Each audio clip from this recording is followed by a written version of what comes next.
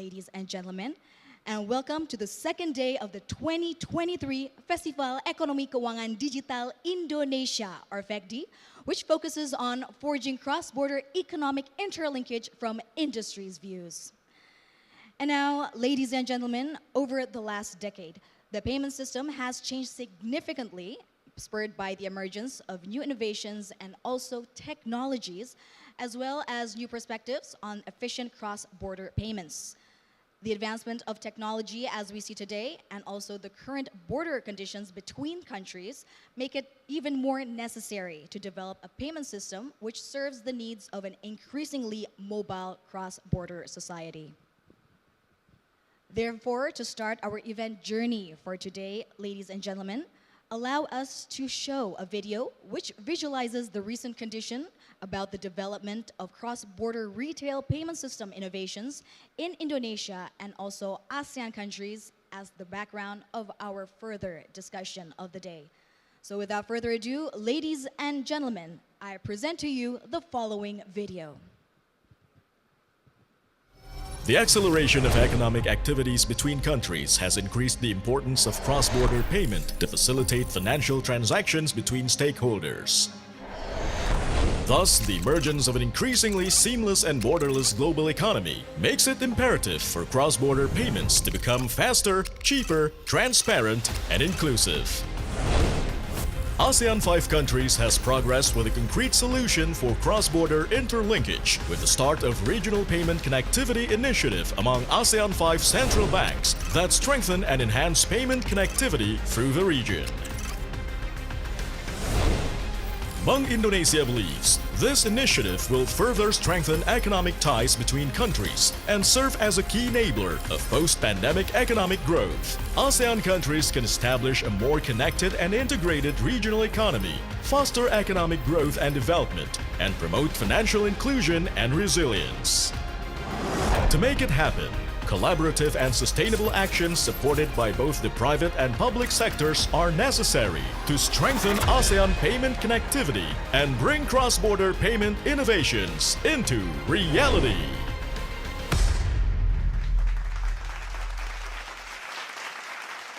Ladies and gentlemen, can I have a big round of applause for FEKDI 2023?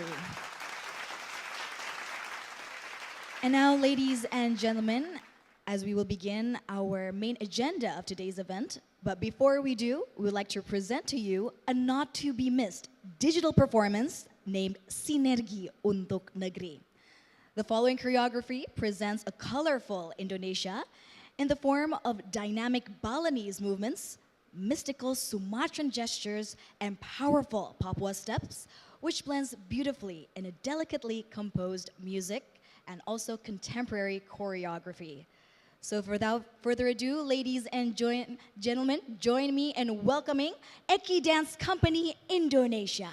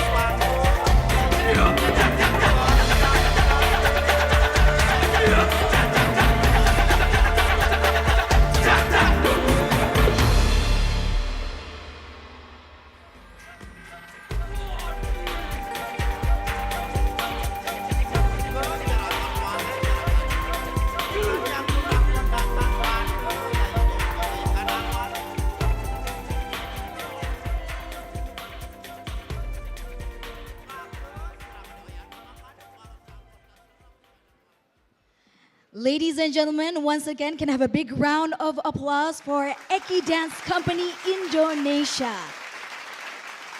What a wonderful dance performance called Sinergi Untuk Negeri. And before we continue to our main agenda for today's event, I would like to also remind each and every one of you that we have an interpretation feature available.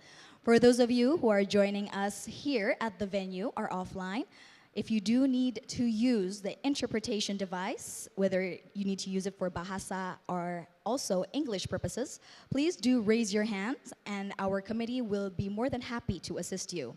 And for those of you who are joining us through our digital platform or our social media, you may use the interpretation feature available and you may choose the language of your choice, whether it's Bahasa Indonesia or also English.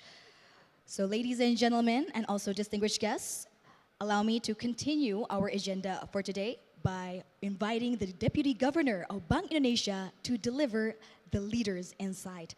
And ladies and gentlemen, please give a warm round of applause to Ibu Filianingsi Hendarta.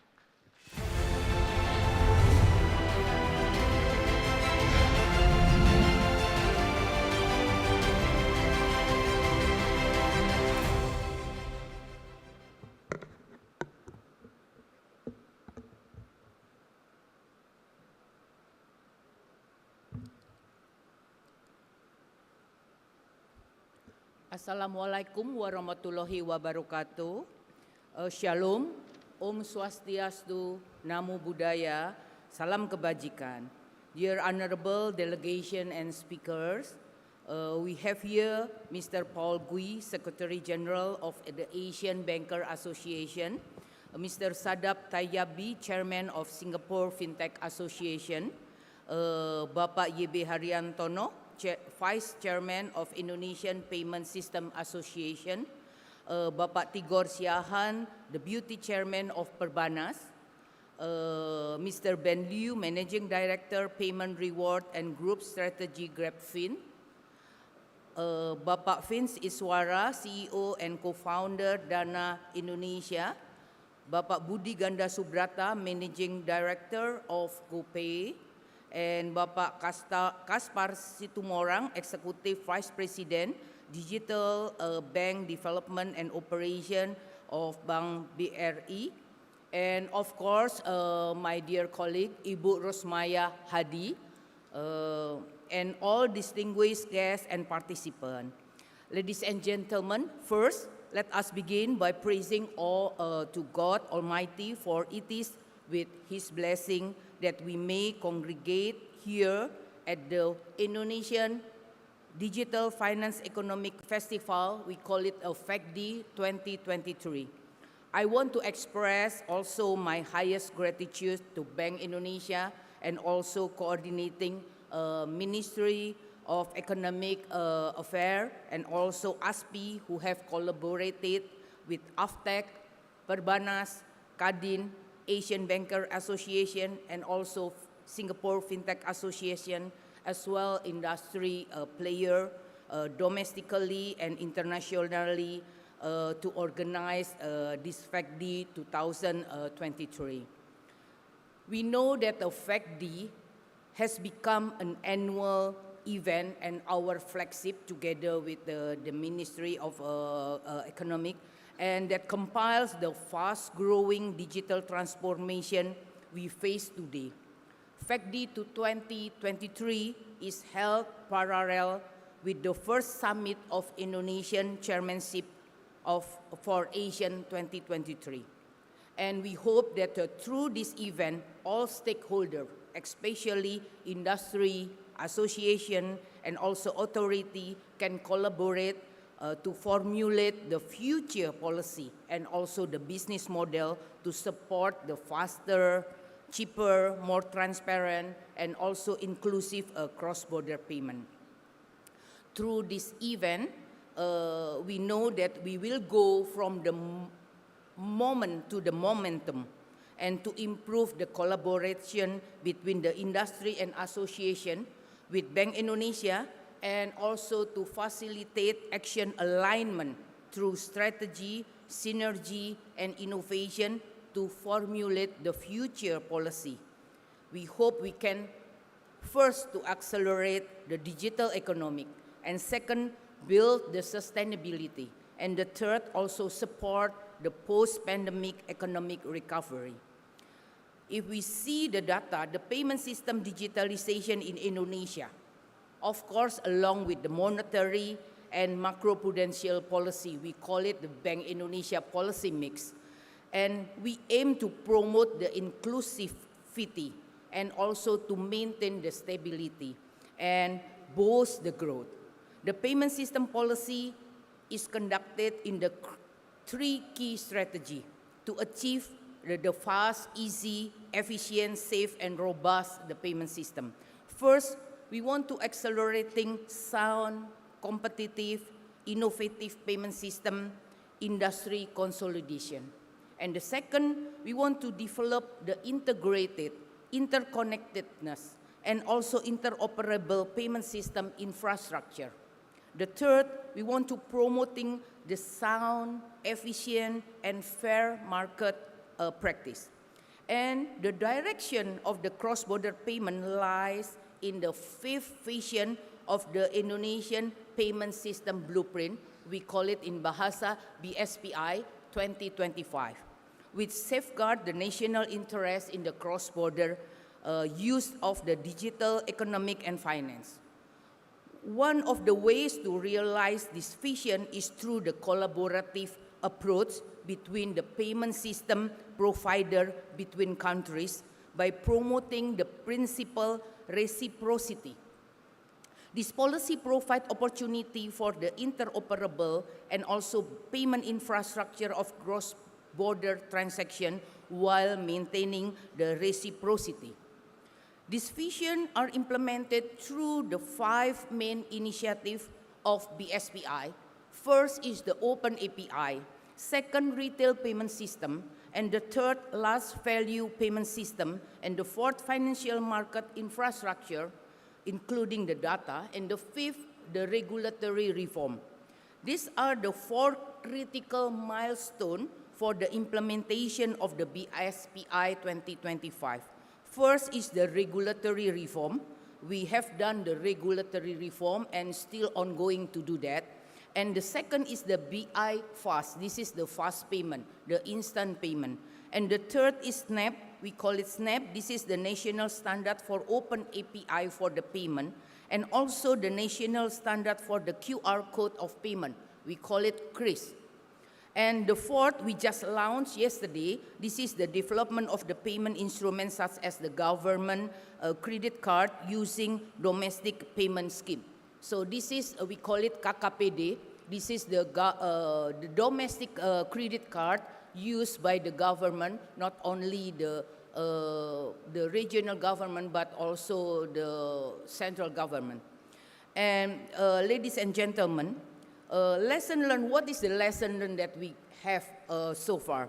The lesson learned from the implementation of the BSPI is that such development need to support of the national synergy between the industry player and the authority to integrate the digital economic and financial ecosystem.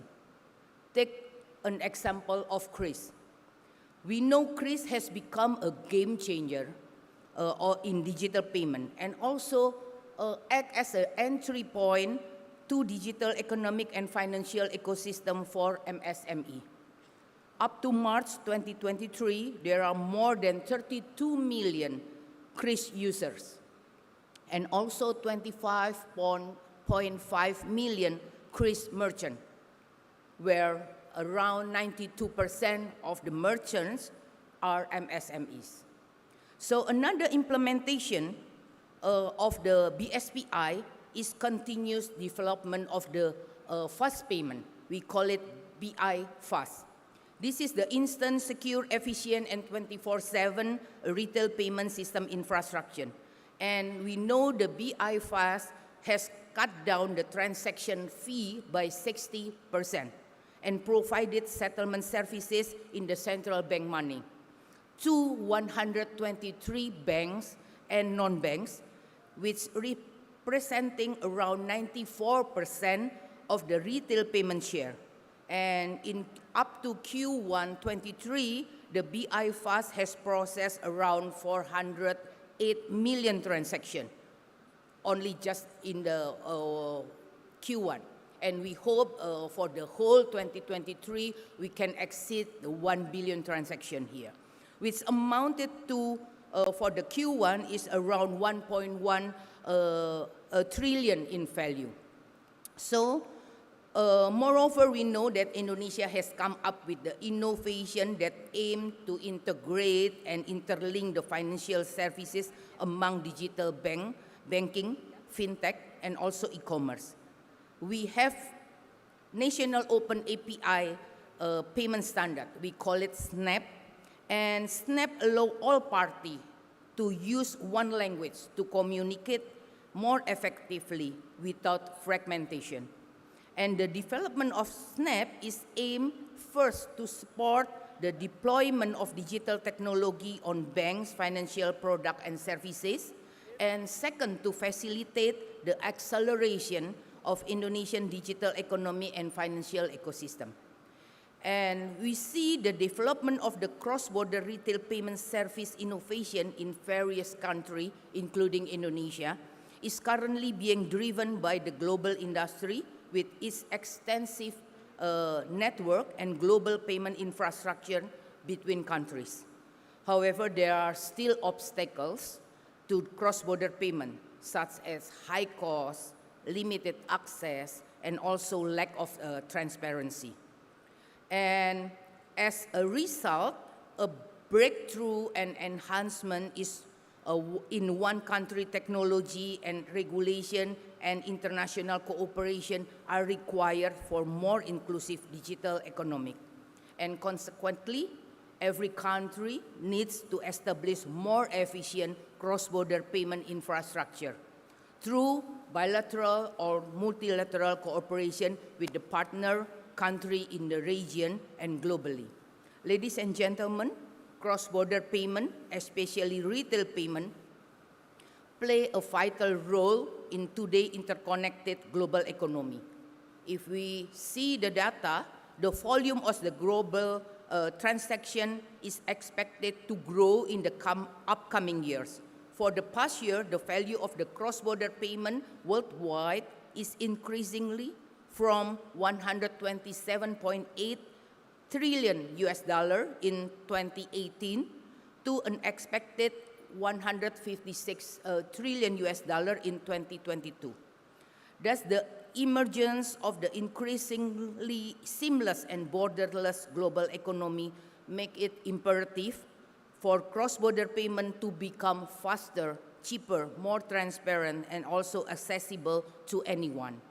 For the last 3 years, the urgency to develop the cross-border payment and their interlinkage has become national, regional, and global concern.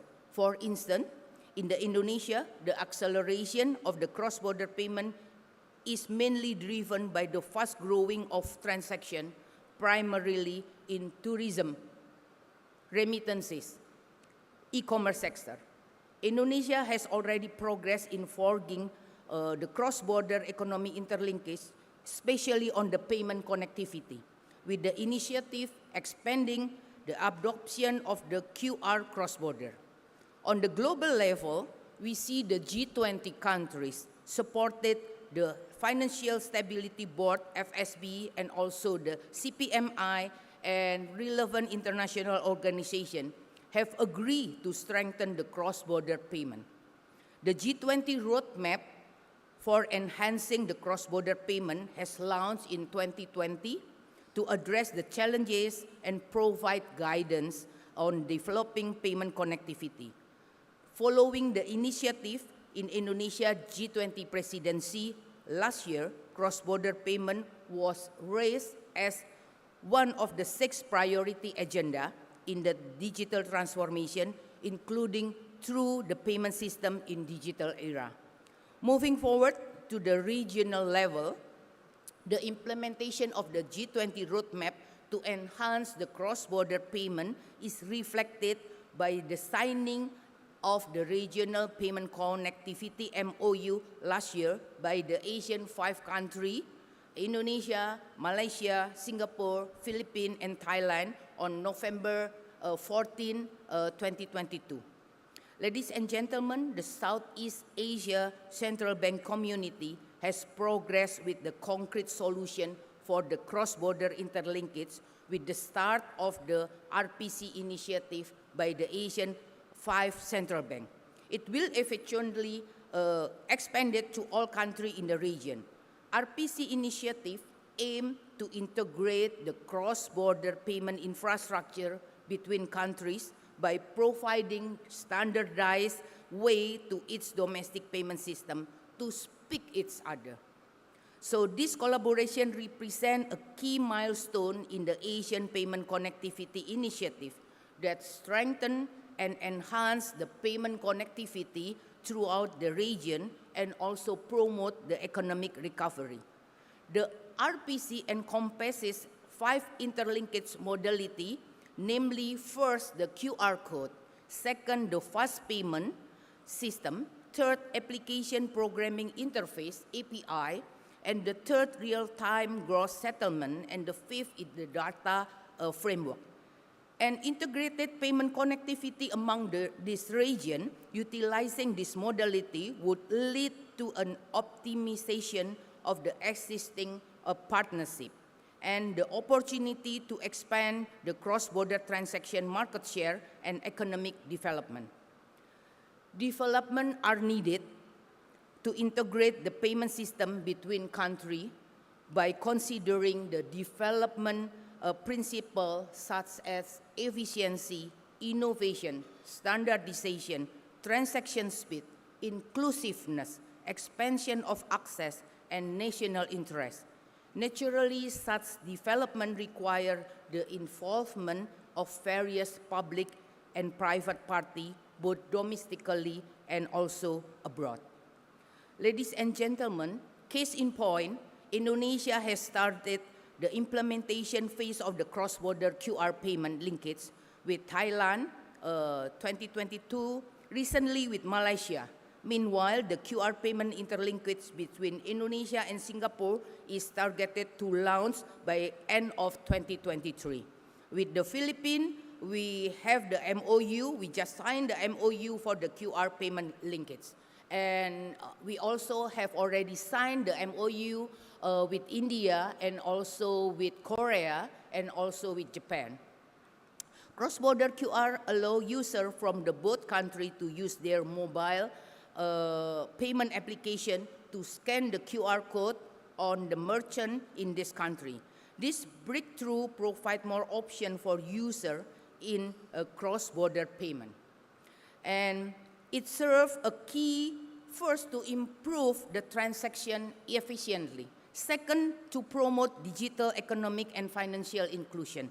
Third, to strengthen the macroeconomic stability by promoting more extensive use of the local currency for bilateral transaction. And going forward, the development of the QR-based services will leverage existing infrastructure. On another side, we see the account-based payment services will fully implement fast payment system interlinked by prioritizing the local currency settlement and multilateral linkages. This interlinking will coexist with the existing cross-border payment arrangement, such as a correspondent banking and closed-loop model, and yet be prioritized multilaterally as it expands access to cross-border services with a fewer connection. One currently implemented alternative is co-creation of a multilateral payment scheme within the Asian region, namely Nexus project, and also with the cooperation with the BIS Innovation Hub. This is the BIS Singapore. And moving forward, the RPC initiative could be expanded to include another country in the region, another Asian 5, and potentially other countries outside the region. These two mark the start Indonesian chairmanship of ASEAN with the key punchline, Asian-led cross-border payment connectivity from Asian to global. Ladies and gentlemen, challenge and risk must be considered in developing the cross-border payment system interlinkage, including, first, the differences in the country regulation. Second, variety of business models and processes. Third, the fast payment specification and membership. The fourth, industry resistant. The fifth, relatively high investment costs. Not to mention that it must also ensure the preservation of the state sovereignty and the continuity of national interest by prioritizing the principle of reciprocity that guarantee equal right in bilateral economic relation between countries. For this reason, various breakthroughs are needed. First, business model. Second, regulation. Third, technical. Fourth, operational. Fifth, institutional aspect, including strengthening cooperation between countries to make payment system interlinkage real. It is also demand innovation in the cross-border product and services, as well as a payment system architecture to be flexible toward the potential of digital technology disruption. Considering all, the interlinkage payment system initiative between countries are being built comprehensively. Countries are critical milestone in promoting economic recovery and financial interlinkage that has far-reaching implications for society, industry, and government. Ladies and gentlemen, on the final note, I would like to emphasize three important points. First, Indonesian and Asian digital economic and finance ecosystem show a positive trend and optimistic economic outlook. This is reflected through the signing of the RPC MOU by the Asian Five, and also currently starting from the Asian Five countries to the global level. And currently we have moved with the concrete initiative such as a cross-border QR, fast payment interlinkage among the 5 countries. And it is indeed another step forward in bringing the concrete example of the cross-border interlinkage from Asia to the global. Second, the future cross-border development has challenges and risks, leading us to the second point. The conventional cross-border transactions are known to be costly with the long processing time, inaccessible to a certain segment, and also lack transparency. Other than that, fostering cross-border payment interlinkage in the future involve many parties from different countries, and thus facing the different regulation, various business model and processing, and also the fast payment specification among those countries is inevitable. Not to mention that it must also ensure the preservation of the state sovereignty and the continuity of the national interest of its country involved. The third, lastly, to overcome the challenge and risk of the future cross-border development, the government, relevant authority, payment industry player should synergize in order to force the cross-border economic interlinkage. Cross-border interlinkage is not an easy thing to do and require the involvement of the public and the private party, both domestically and abroad. Authority should commit and be ready to support the strategy and the initiative of the cross-border economy interlinkage. On the other side, the industry player also should be ready to capture the opportunity and create innovation both on cross-border products and services, as well as the architecture of the payment system. Ladies and gentlemen, as the white man said, a goal without a plan is just a wish, and a wish without action is nothing. Today's discussion is only the starting point that needs concrete implementation in our real world. Industry, society, and regulator should synergize and innovate to accelerate digital economic transformation. And I believe FEKDI 2023 is just a yearly snapshot of the journey toward that goal. Finally, we hope that FEKDI 2023 can be a moment to a momentum to strengthen policy synergy and facilitate collaboration through synergy and innovation that accelerate the digital economic, build sustainability, and also support post-pandemic economic recovery. Hopefully, God Almighty will bless and lighten our step. Thank you for your participation, collaboration, and continued support. Thank you. Thank you very much, Ibu Filianingsi. Ibu Filianingsi, can you please remain on stage? For next, we'll be having a photo session. Once again, ladies and gentlemen, please give a round of applause for Leaders Insight from Ibu Filianingsi. And I would like to also invite onto the stage to join the Deputy Governor of Bank Indonesia to take a photo, Ibu Rosmaya Hadi, Mr. Diki Kartikoyono, and our panelists as well, Mr. Paul Gui, Mr. Shadab Tayabi, Mr. Yebe Haryantono, Mr. Tigor Siahaan, Mr. Ben Liu, Mr. Vince Iswara, Mr. Budi Ganda Subrata, and Mr. Kaspar Situmorang to also please come up on stage to take a picture together for the second day of the Festival Ekonomi Keuangan Digital Indonesia, or FEKDI 2023. And ladies and gentlemen, we will be taking 2 photos and I will do the countdown, so please do allow me. Are you ready, ladies and gentlemen? Documentation team ready? Journalists, media ready? On the count of 3. In 3, 2, 1. We'll be taking another photo in 3, 2, 1. Thank you very much, ladies and gentlemen. Please give a round of applause once again. And you may now return to your seat. And ladies and gentlemen, we have together listened and gathered for Leaders Insight, one of the main agenda for today's event.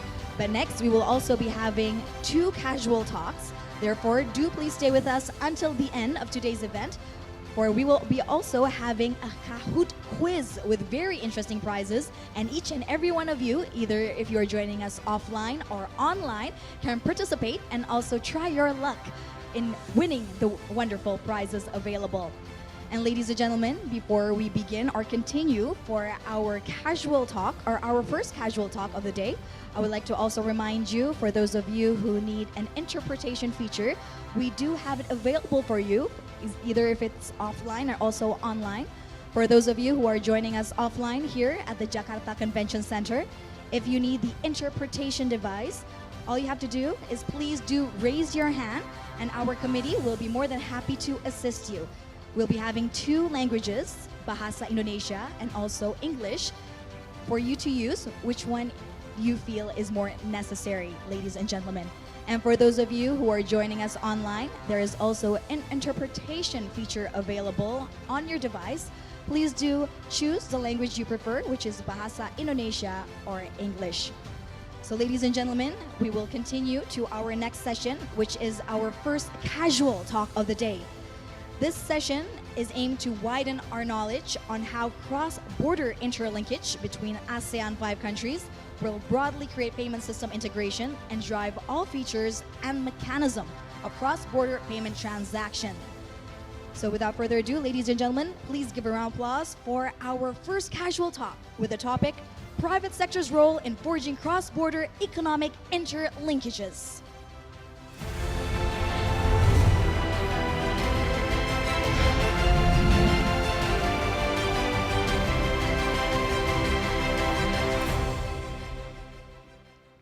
Presenting 4 panelists from related association, this session will be moderated by a senior journalist. Therefore, please join me in welcoming onto the stage Ms. Kania Sutisna Winata.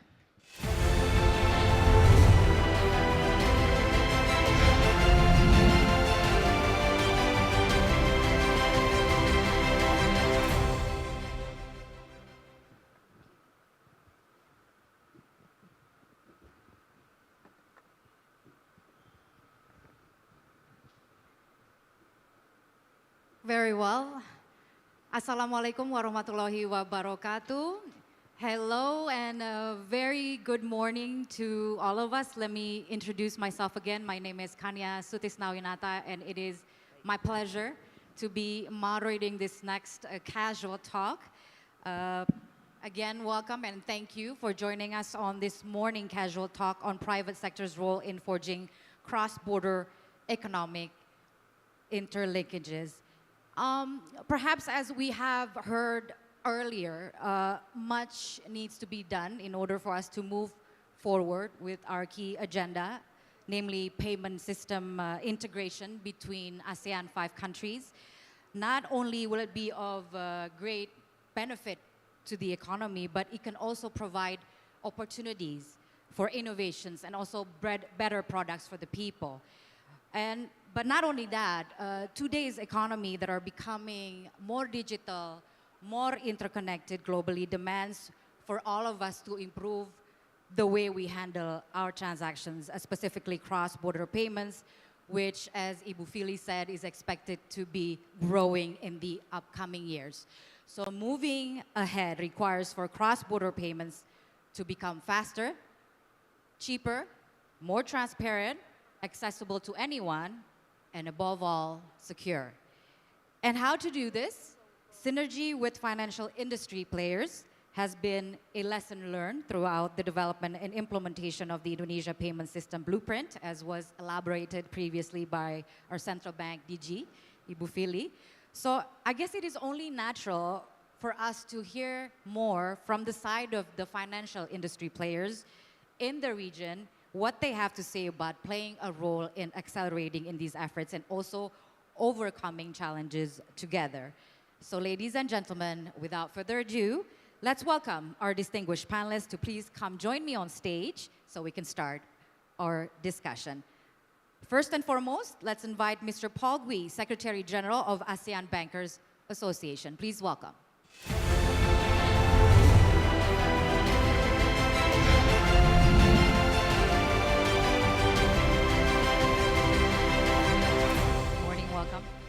Next, Mr. Shadab Tayabi, President of Singapore FinTech Association. Please welcome.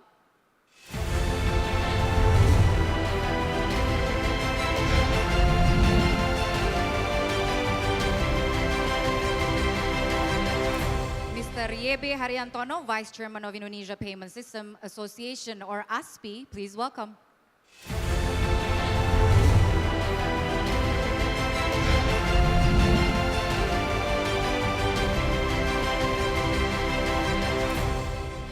And last but not least, let's welcome Vice Chairman of Indonesian Bank Association or Perbanas, Mr. Tigor Siahaan. Please welcome.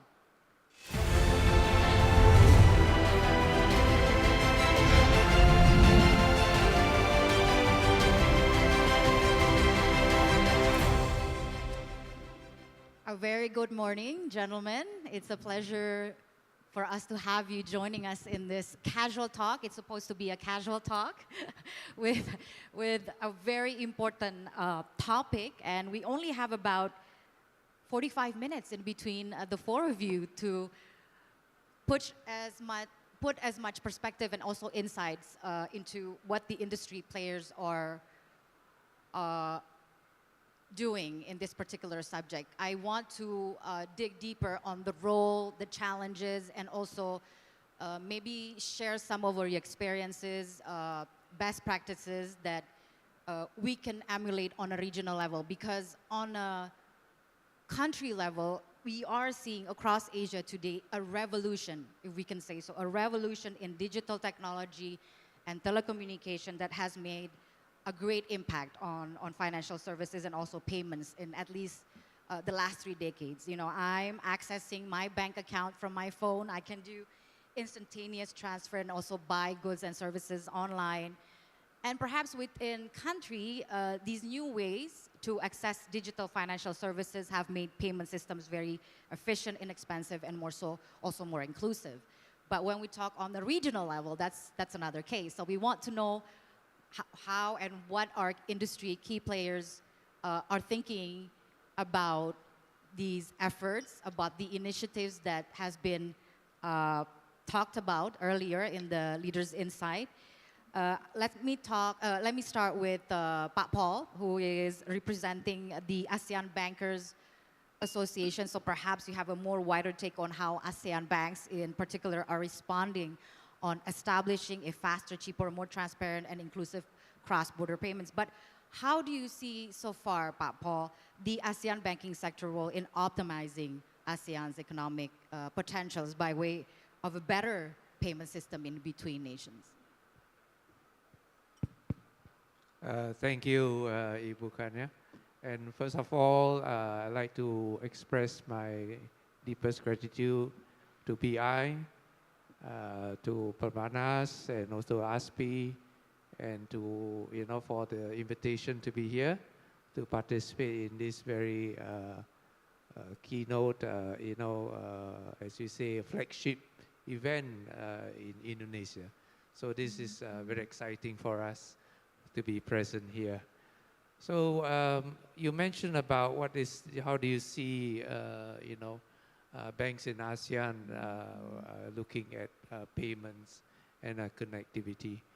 I think this goes back to in the time when 2019, right before the COVID event, we had a very insightful or meaningful dialogue with our central bank governors, and one of the things in Chiang Rai, where we proposed about the using of a QR code payment.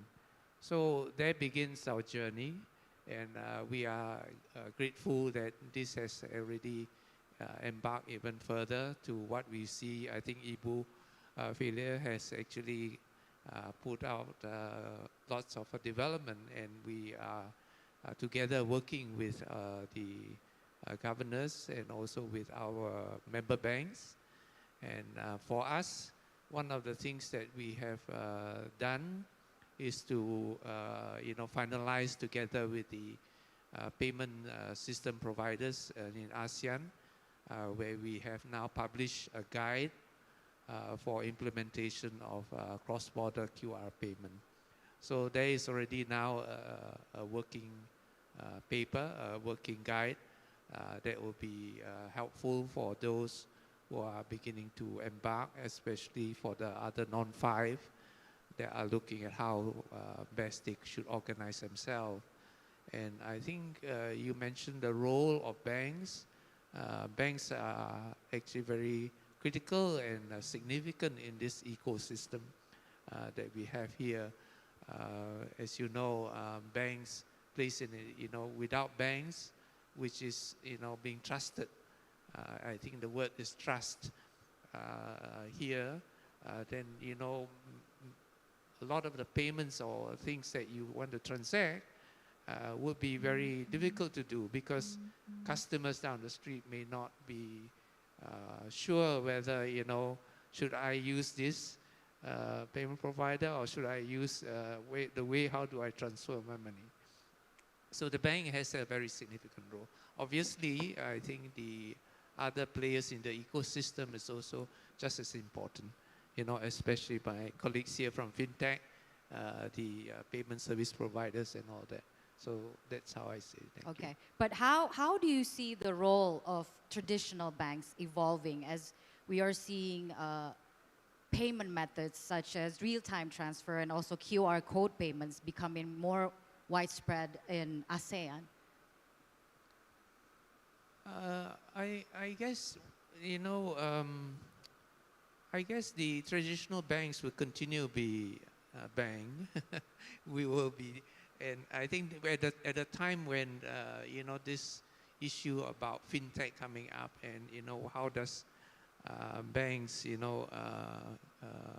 operate, or would banks then be, or would fintech be one that, challenge the banks, which I think they do, which is for good competition. And as you see, some of the developments of the QR and real time, it's actually being spurred on a lot by the fintech. Yeah. So in terms of traditional, we will still be a facilitator. will be there to ensure that, end of the day, when payment is made, it is, it reaches the destination of the customer, and whoever it is will receive good value of money, good value funds. So without that, sometimes when you use a remitter, you do not know whether you may receive that money or not. For a bank, it is there. You get paid, and whatever that you are, put through the transaction, the banks will make sure that, end of the day, the amount reaches to the destination and to the beneficiary. Okay. So, Okay, but before I go to Pak Shadab, I want to jump into Pak Tigor, which is also from the Banking Association based here in Indonesia, or Prabanas. I want to hear your perspective, maybe perhaps the same question that I've just asked earlier to Pak Paul, but specifically on payment methods. How prevalent do you think are real-time payment and QR payment systems in the ASEAN region? And what has been the experiences like for Indonesia? No, thank you, Mbak Kania. First of all, I think there's a few points that I'd like to make. One is, I think Bank Indonesia has the foresight to make this push, this QRIS payment a few years back. And I remember a lot of banks were a little bit, I wouldn't say resistant, but uneasy. Because, it's a change. Banks make money certain ways and certain methods and everything, but there's a big change coming, right? And not just banks, actually, a lot of closed loop players are very much uneasy. We got to think, now we're talking about 30 million users, going to be 45 million users, but in the beginning it was a bit rocky. I don't know if you remember that, Bufili and others, but I you think made it happen. But now we got 30 million users and counting. The fees are different than what it used to be, but it really democratizes the financial inclusion all throughout. So I think that's a good thing. Second, the numbers we're talking about, we're going to get to 45 million by the end of the year, 1 billion transactions this year. Sounds like big numbers. But if you peel the onion, 1 billion transactions out of 45 million users, that translates to about 20 odd transactions per year, per user. That translates into 1 to 2 transactions per user per month. We're talking about 1 billion, but it's actually 1 to 2, let's call it 2 transactions per user per month.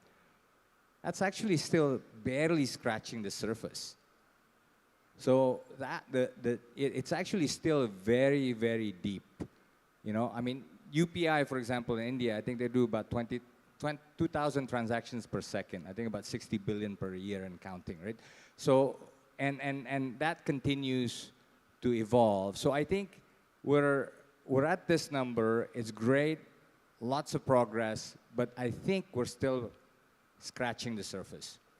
And that's the same thing I would say with whether it's Prompt Pay, Do It Now, Pay Now in Singapore. And as the deepening of each market continues, I think it's great that the ASEAN connectivity, while the deepening of each market continues, plays that role as well. There's a lot of interconnectivity between the regions. For example, TKI, TKI in Malaysia itself. TKI is Tenaga Kerja Indonesia, the foreign workers in Indonesia, working in Malaysia and Indonesia. If you ask so many different people, nobody has the right numbers. Is it 5 million? Is it 3 million? Is it 4 million? But it's in the millions, right? Right. And just an example, these guys are paying through the roof in terms of the charges because they don't know any better. Yeah. They're paying through these middlemen. They're getting, maybe it could be 5-10% of what they're sending, and they don't know any better. Yeah. So with these kind of interconnectivity, there's so much value. There's so much financial inclusion that we give these guys, and it actually helps to their well-being, financial being, and the livelihood of these guys without us realizing it. But Right. it makes a big, big difference. So maybe I'll stop there because I know The time is limited. The time is limited. So let me just thank you so much for that perspective. You're saying there are a lot of opportunities and we are only scratching the surface. Absolutely. And the jump can be scary at first. The jump can be scary at first. But going back to what Pak Paul was saying, going back, now I want to go to Pak Shadap, and I'm not telling you to shut up. I'm sorry, I just needed to say that. But Easy to remember. right, you get that all the time, I bet. But I'm just wondering, what is the experience like for fintech players? You know, Pak Paul are saying that, you know, some of the innovations that we are seeing across the financial platform, financial services are introduced by way of fintech. But do you see yourself as a disadvantage? When we talk about cross-border payments, banks have a really big role I mean, in terms of the system. Do you see any loophole in creating a better system than what we are seeing right now, or what are your thoughts on that? Thank you. Thank you, Ibu Kania, first of all, Kania, for having me here. And also really thankful to BI and ASPI for inviting us here. It's a pleasure to be here after a very long while, to be honest, after COVID. So just to answer your question, I think specifically we have to look at it from a slightly different angle, right?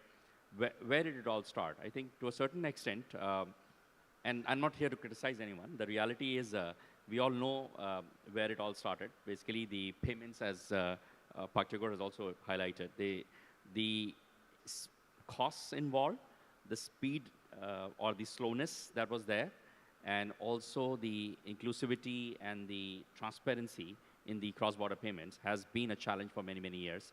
And it's not the businesses specifically or the more affluent customers who actually generally so-called are the receiving end of that problem, but mainly the retail mass customer base or the migrant population across the globe that have been the most impacted. And I think that is where, like all fintech companies do, found an opportunity to bring efficiency, to bring innovation, to reduce down the costs, to create more transparency in the process, and also to bring more inclusion or inclusivity for the other players as well. So the way the fintech companies have approached this is, of course, through multilateral collaborations, but also expanding on the network and also building their own network as well. So there are quite a few players, specifically, I mean, I represent the Singapore fintech's ecosystem. Our payments segment is probably the largest in our whole set of 800 plus companies that we represent. Our payment subcommittee is the biggest as well, and we work very closely with the regulator. So the cross-border payments space has been very much, I would say, brought to life or have been really progressing with the advent of players like Tunes, Ripple, Neum, one of our large unicorns as well. They have tried to nip the problem in the bud by creating that efficient infrastructure and that cross-border connectivity, in addition to what was already there. Okay. Using the advent of digitalization and also the mobile penetration as well. Okay, but so that provides that perspective. Okay, so how do you see the future of cross-border payments? It's only going to get cheaper. It's only going to get faster. And it's only going to get more inclusive as we go along. Future is definitely bright for us. And I would really highlight the fact that it is only possible because we have very strong collaboration with the public sector, and we have very forward-thinking and collaborative regulators like BI, like MAS, like Bank Negara, and Bank of Thailand as well. The regional payment connectivity that Ibu Felia talked about earlier as well, it does show how important the public agencies are also seeing this, and the private sector, including the fintech companies in Singapore, are very much collaborating with the likes of BIS as well in pushing this agenda forward. And one of the, I would say, key success factors has been this regulatory sandbox that some of the players have, some of the jurisdictions have created as well. And we have benefited from it. Our fintech companies have benefited from it.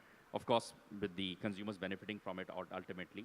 So I think the future lies with more and more collaboration with the public and the private sector coming together in defining these rails and creating more efficiencies in the interconnectivity and interoperability as well.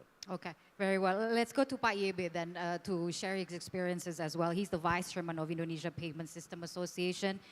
Could you share perhaps how the Indonesia Payment System Association, in this case ASPI, who has played an active role in modernizing payment systems in Indonesia, what are its role basically to forge ahead cross-border payments initiative? Okay, thank you, Mbak Kania. I think when we are talking about the ASPI itself, ASPI is SRO, self-regulating organization. We are the representative of the payment industry in Indonesia. Yeah, so if we are talking about the current ASPI itself, the members are around 200 institutions, 50-50 between banks and fintech. So all the payment players are there. Yeah.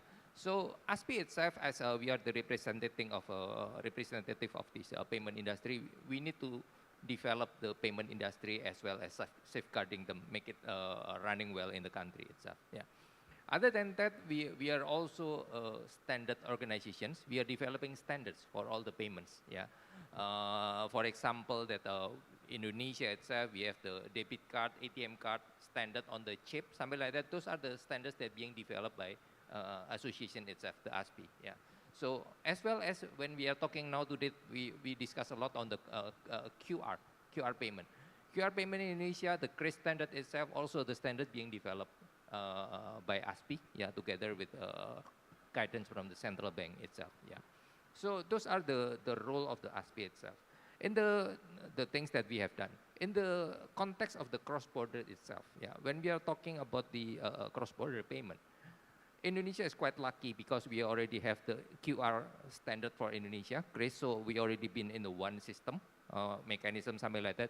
So when we connect to other country, something like that, we have done the connectivity with Thailand and Malaysia. So Indonesia can be represented by one standard, something like that, going connected with this country. And ASPI role itself, when we are talking about the cross-border standard, we are involved in the discussion of technical specifications, yeah, because when we are connecting to any other payment system, technical specification to make these two system of these two countries working well, we need to be agreed on the technical specification and architecture. Other than that, we are also involved in the commercial discussions, how the business model of this cross-border CRIS, as well as we are talking about fees, all these fees that needs to be involved into this. Yeah. Other than that, actually a lot of parallel discussion happening, talking about security standards, data privacy, etc. So those are the involvement of this ASPI in this cross-border. Thank you. Very well. So going back to Paul, tell us a little bit more on what you're seeing right now in terms of best practices around the region. What are the lessons learned, do you think? I mean, in terms of overcoming challenges together, maybe you could share a little bit on some concrete stories that you've been hearing around the region, which maybe can be implemented on a regional level.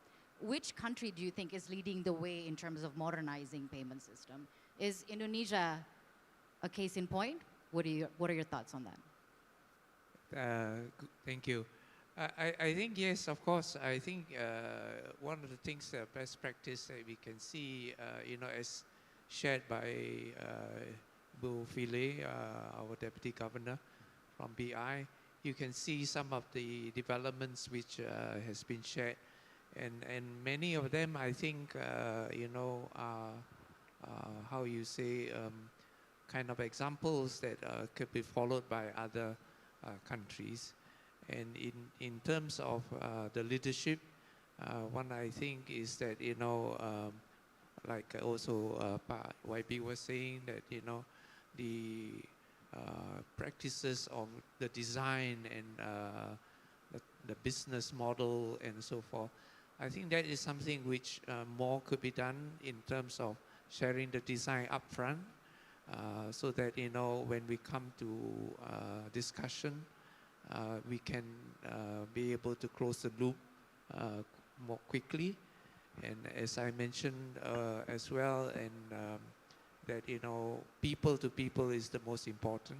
because if you don't understand one another, it's very difficult to look at, because the other side will say, I'm already doing this in the best practice, but on the other side may not understand what you're saying.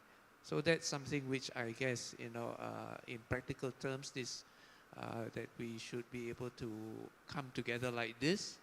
And also one of the things that I think which Indonesia, given the chairmanship this year of ASEAN, which is, the leader, could even organize more of this kind of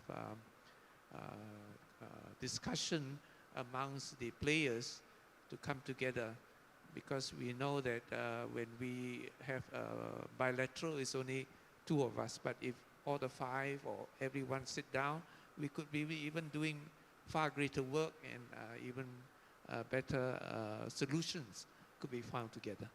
Pak Tigor, so let's talk about the major challenges, do you think, that banks are facing in adopting, let's say, the latest payment methods, real-time transfer, QR code payments, within countries and across nations? What do you think are the major hurdles and how to overcome them? I think there's a couple of things, right? One is the availability of the digital infrastructure in Indonesia as a whole. Indonesia is a wide, spread out country, right? We're talking about, 70,000 odd desa, villages all over the place. Not all of them are actually have access to the digital infrastructure, right? So I think that's one. I think it's very imperative. Even in the urban areas, kadang-kadang kita wifi juga suka lemot gitu. Right. Right? So it's not, apalagi di desa-desa, especially in the villages, in the rural areas and everything. So I think that's very, very important, and it's imperative for us to put that platform all across Indonesia, right? Because otherwise that leads to all kinds of issues. Second is, I believe that the financial literacy, a lot of people, even today, even though if they have a mobile phone, they have access to QRIS, sometimes when they want to transfer, they want to do something, they go to an agent. I don't know why, they do it. In many rural areas, they still do it. Kawarung and everything, tolong dong ini, dan bayarnya mahal. Right. And they still pay the expense, but it's easier for them to talk. It's another form of intermediary, I guess. Exactly. But they like it. Maybe they talk and they say, hey, apa kabar? How's the baso here? And all that kind of stuff.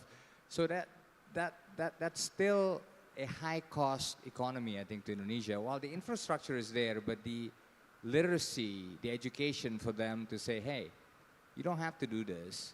And I think that needs to continue. And I think once you do that, I mean, if you look at China, for example, that's been digitized, it's hard to do anything without having a QR code. It's hard to be a beggar in China without having a QR code, right? And that financial education, that thinking is already embedded all across. And as a result, the economy is actually pushed to a different level. The access to financing is available. The access to payments is available. The access to non-banks financing is out there. So I think once we do that, the infrastructure, the education, the literacy, then I think we can really lift up this economy to a different level. Okay, do you feel that way, Pa Yebe? You keep looking at me. What do you think are some of the challenges that we are facing right now? How to overcome these hurdles in implementing a real solution on a regional level in terms of cross-border payments? I think when we are talking about cross-border payments, the terms of payments looks like it's something generic. All over the world, payment is just payment, So when we go into details connecting one to another country, there are things that is generic, there are things that is unique in every country, So when we are talking about certain things that is generic, it's okay. Similar things, then we can quickly settle those things. But there are a lot of things that is quite specific that happens Yeah. One another country is different. Yeah, So those yeah. are the things that we Because need to have. Patigor was saying the case of the Indonesia. We don't challenge, know I think. what's Yeah. happening in Singapore and Malaysia. It's all different approach. It's all different, yeah. So every country will have their own uniqueness. Those are the things that is quite challenging for us, especially when we are talking about this cross-border payment on the QR. It is a bilateral. One another country, two countries connect together, something like that. So the challenge is not just on the technical side, yeah. For sure, we understand that technical, we need to connect. There are things that we need to make a system to be compatible and talk to each other. But also on the business model, yeah. When we are talking about this kind of payments, for sure, a lot of infrastructure has to be there, a lot of investment, a lot of fees also will happen to all these players. It's a lot of parties that is involved. So one to another country, the model of how fees are being distributed, who is charging what, something like that is quite different. Right. There are things that, again, yeah, there are things that is quite common, but there are things also that is quite unique. And one to another country is different. So those are the things that a lot of discussions need to be happen on this area. So I think those areas, technical and commercial, yeah. Technical and commercial. Do you agree with that, Pak Shada? Absolutely. I can't agree more on that. So just to give you some numbers there as well, right? So Because Indonesia and Singapore, I mean, as was mentioned earlier, is actually yes, you we will know. we are starting to work on that. Yeah. But we have already, Singapore has already launched with a bilateral with PromptPay in Thailand, do it now in Malaysia, UPI in India as well. And all these are individual bilateral connectivity, cross-border connectivity of the instant payment systems, the IPS as some technical people define them. So just to give you a perspective, there are 60 plus instant payment systems around the world, different countries, right? And what BIS is doing for Asia and to start with ASEAN is quite unique because that's where Nexus comes in, the project that has been talked about earlier. And they have started with 5 to start with, but the challenges that Pak Vaibi also mentioned earlier, and Pak Tigor also, there are technical challenges, there are commercial challenges, and also the place where it all started. So the systems may sound very similar because it's ultimately paying from one account to another account instantly, but they may have very different mechanics in terms of how they are settled, whether they are certain. In certain cases, you may be surprised that even though it shows instant settlement, but there is some kind of credit given at the back. There is the funds are held somewhere else. Yeah. So all these challenges make it very difficult to have that interconnectivity, bilateral interconnectivity. But with Nexus, the idea is to bring all that together so that you go through that challenge once, and once you're connected to that main hub, you are able to have that multilateral connectivity easily. So hopefully that will solve that problem. And some of the fintechs have already done that. We can probably learn from them as well. How long is that going to develop, like this kind of system? I'd like to go back to Pak Paul. You mentioned earlier that you are publishing a guideline for the financial industry players, especially in the payment sector. What do you think are some of the steps that you are recommending for these bank or fintech players or payment players to do at the initial stage of forging cross-border payments?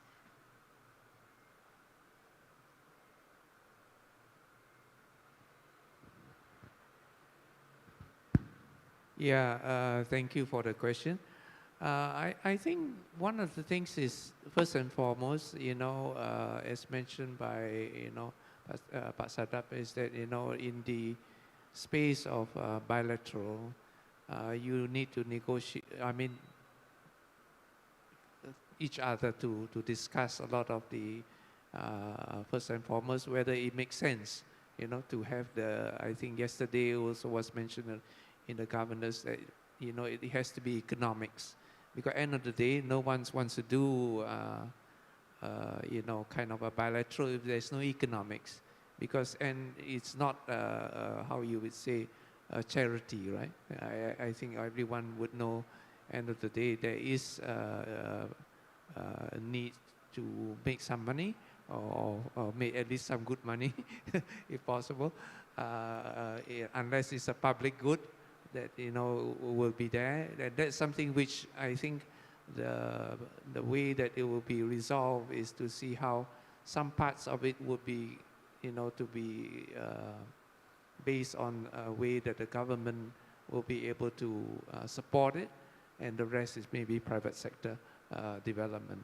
So that's something I see, and I think for cases like, coming back to the bilateral and how do we get started, is, come and in this sort of setting to discuss, and especially using the implementation guidelines to start as a base for you to be able to see how, where you can begin that journey. Because it's a journey, right? It's not something which I say I want to do bilateral and tomorrow I can start doing the bilateral. Yeah. Even because the infrastructure, as was mentioned, is most important. And I think technology, which was mentioned, is an enabler. But I guess, technology is always be able to be modified, or, to be changed, or to be, developed to solve the problem. But end of the day, the most important problem is how, like Pak YB was saying, is the policies that has been set. Okay. Yeah. So if the policies are not agreed and there are differences, then no matter how much you want to push it, you need to get that resolved as it is. Yeah.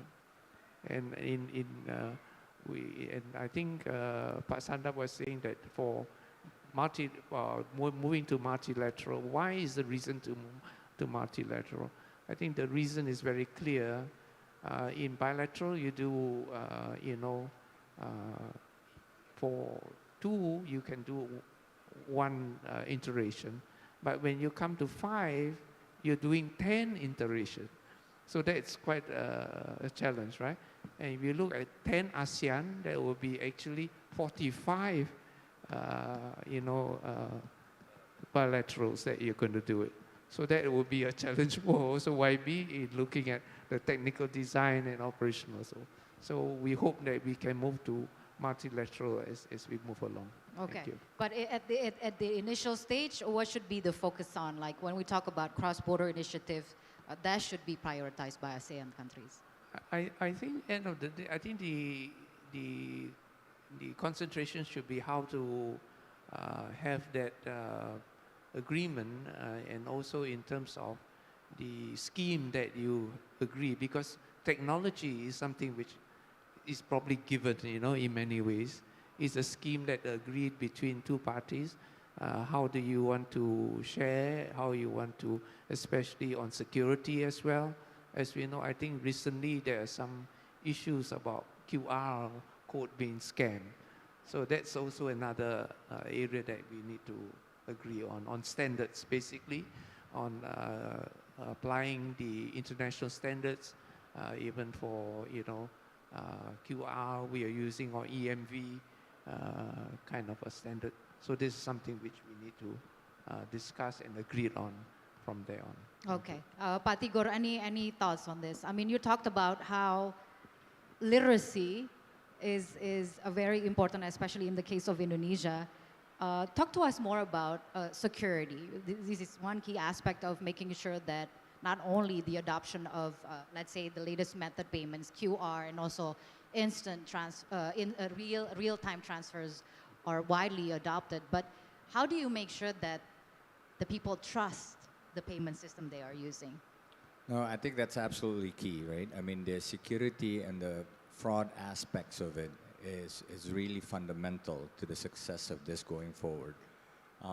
Now, I believe that we gotta crawl before you sprint, right? So I think the idea is we need to make sure that this works first. And I would suggest between these countries, I know we did one with Thailand, we're doing one with Malaysia, and we're trying to do one with the other ASEAN countries. But I think it's great if we can have early successes on this inter-country payment systems first. and then people will get a lot more comfortable, a lot more trustworthy of these systems. So I'm of the advocate of really collaborating. Not only, I mean, the central banks are really pushing on this, the association, the banks, but also the industry to make sure that there is clear use case that's really beneficial first. So I would pick, for example, in Malaysia, Indonesia, maybe TKI first, right? And really zoom in on it, really make it successful, really get to the trenches instead of being too wide of a use case and only a small percentage of people using this. Then people will be like, oh, does it really help me? Is it really helpful? And all that kind of stuff. So I would pick, I don't know, pariwisata, for example, tourism, you know, Malaysians visiting here, Indonesians there, and TKI, and then from there you can roll it out, right? And I think with that, I believe success breeds success, right? So once that's successful, then you can use other use cases, you can push other use cases, instead of just being too general, oh yeah, now Indonesia and Malaysia, or Indonesia and Thailand can do it. Yeah, so what? What does that mean to me, right? So I think that focus is not yet there yet. So I would really encourage everyone to really focus on one use case, 2 or 3 that really would breed that success. Going back to the security question, I think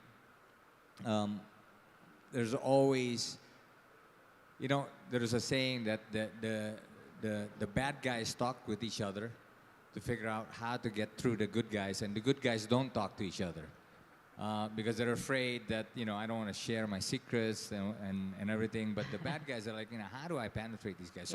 So I think, how do we work together? You know, within the countries itself, it's hard. I'm not saying this is easy, right? But across the countries, it's even harder. How do we make sure that we really share the best practices, share the ideas, share the knowledge to make sure security continues getting better? Because the bad guys are out there and they're always getting better. And with AI, you know, because there's no subject without talking about AI, right? So everyone talks about AI. AI is a good thing, but there's all kinds of stuff from the fraud's perspective that people are like, bling, bling, bling, bling, this is really great for me to do some frauds through AI, right? So we gotta be really 2, 3, 5 steps ahead to really think about this, because AI is gonna be there for us for good, but it's gonna be really bad if we are not prepared for it as well. Okay, Pak Tigor, but besides a forum like this, how do you make, what can you propose we do for industry players across nations to talk to each other, to discuss, to begin these discussions? Yeah, I think, well, within Perbanas itself, I think we do a lot of sharing, but I think it's not just the banks, right? There's a lot of fintechs, there's a lot of other players.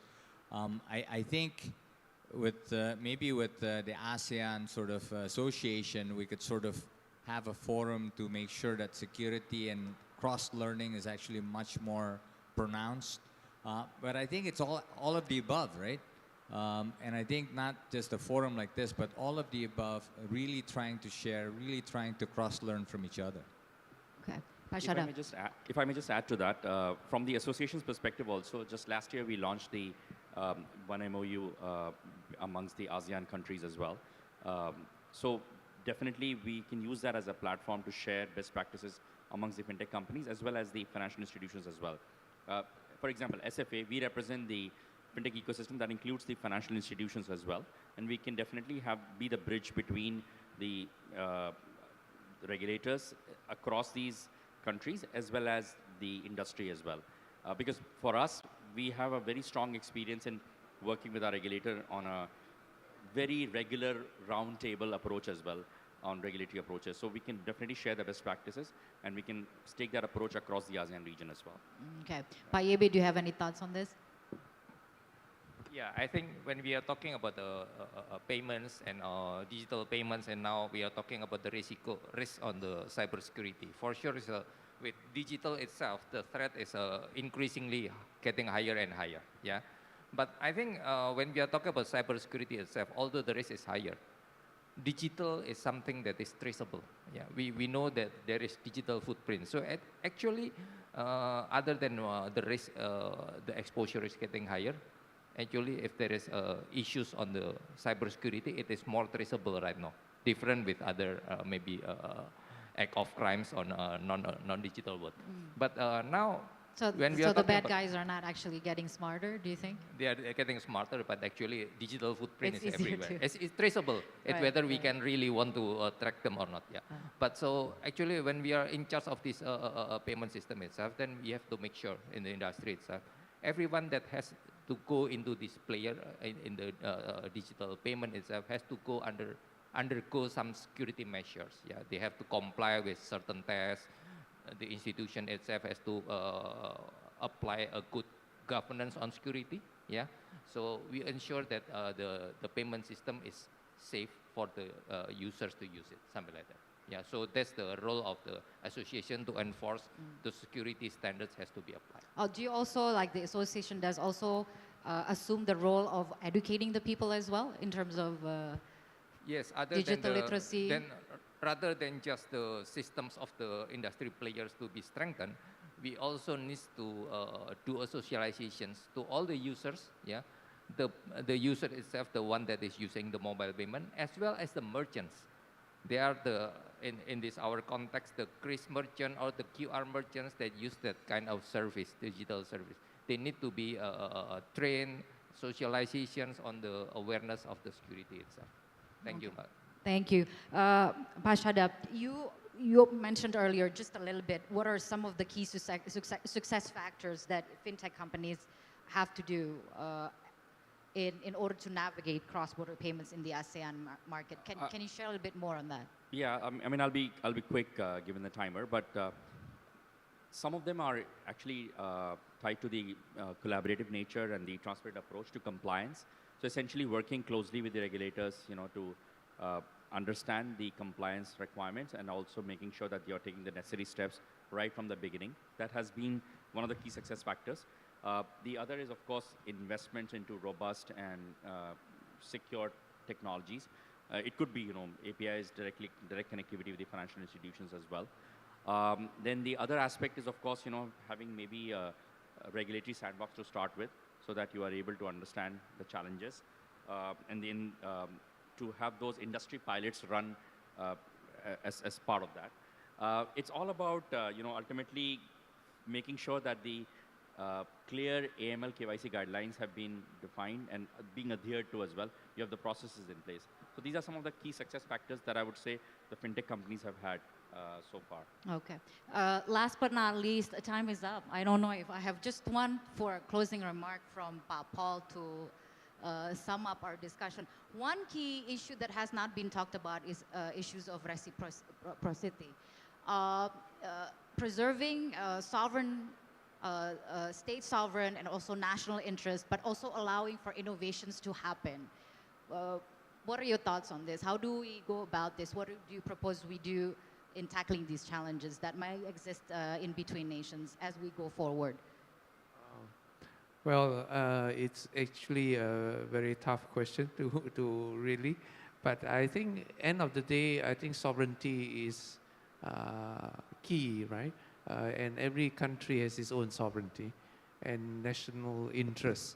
So we must, look at that and recognize and be open to, kind of like adopt whichever and understand the sovereignty issue. Because we can't, how you say,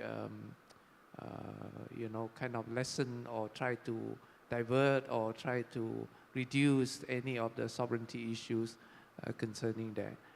What we could do is, in terms of understanding and see what is the flexibility that we can offer to each other and come with a solution towards this issue about sovereignty. A particular point is about data, right? Sharing of data. And we have actually also, as ASEAN Bankers Association, been working together in coming up with the ASEAN interoperable data framework that would help in terms of seeing where are the benchmark, the minimum benchmark where we can collaborate and yet able to share data across ASEAN, thinking about the sovereignty issue of each of the data that we need to make sure that it's in the hands of the own country. That's what I will share with you there. Okay, very well. Thank you very much, gentlemen. That's all the time that we have for this session.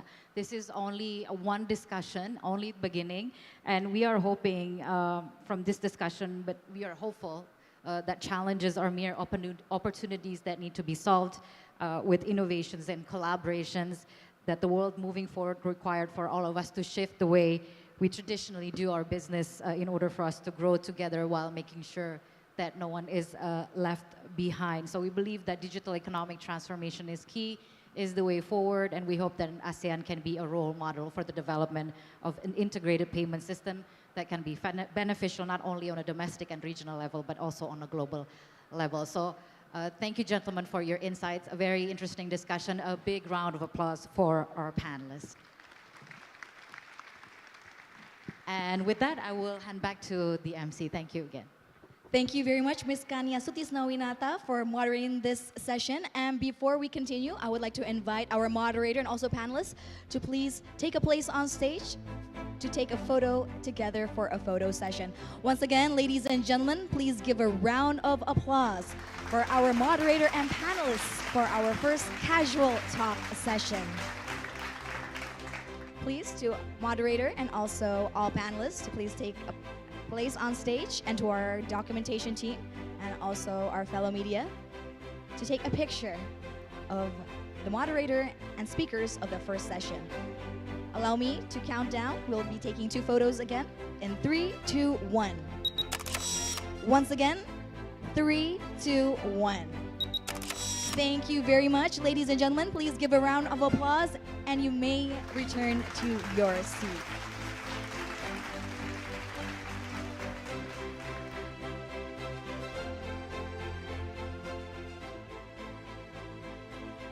And next, ladies and gentlemen, please do still stay with us because we will be having another casual talk session. But before we do, as I mentioned before, we will now, of course, warm yourself up and probably test your knowledge and also your insight because we will be having our first Kahoot quiz of a day. But before I start, may I have another round of applause, ladies and gentlemen? And I would like to invite each and every one of you to please join in our Kahoot quiz. For each and every one of you are eligible to join, either if you are here offline or also online. And before we start, I would like to explain some mechanism or rules on joining the Kahoot quiz. Please do join our Kahoot on your device by opening the following link, ladies and gentlemen, and enter the game pin, which we will provide shortly. Once again, please do log on to Kahoot and also enter the game pin. And for the username, please do use your name based on your identity card because this will come into place if you win the lucky prizes. And we'll be playing a total of 5 questions, and the faster you answer the question, the higher points you will get. So therefore, make sure you answer it quickly and also correctly, ladies and gentlemen. And the player with the highest score in total at the end, after 5 questions, will win the prize. And I'd like to also inform you, once I read the winner's announcement at the end of the Kahoot quiz, which will appear on the screen, please do raise your hand if you are here offline at the venue.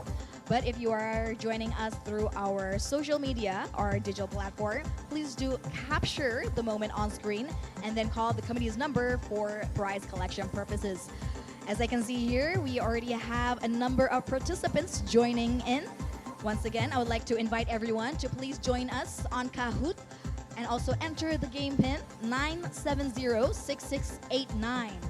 And for the username, please do enter your name based on your identity card, ladies and gentlemen.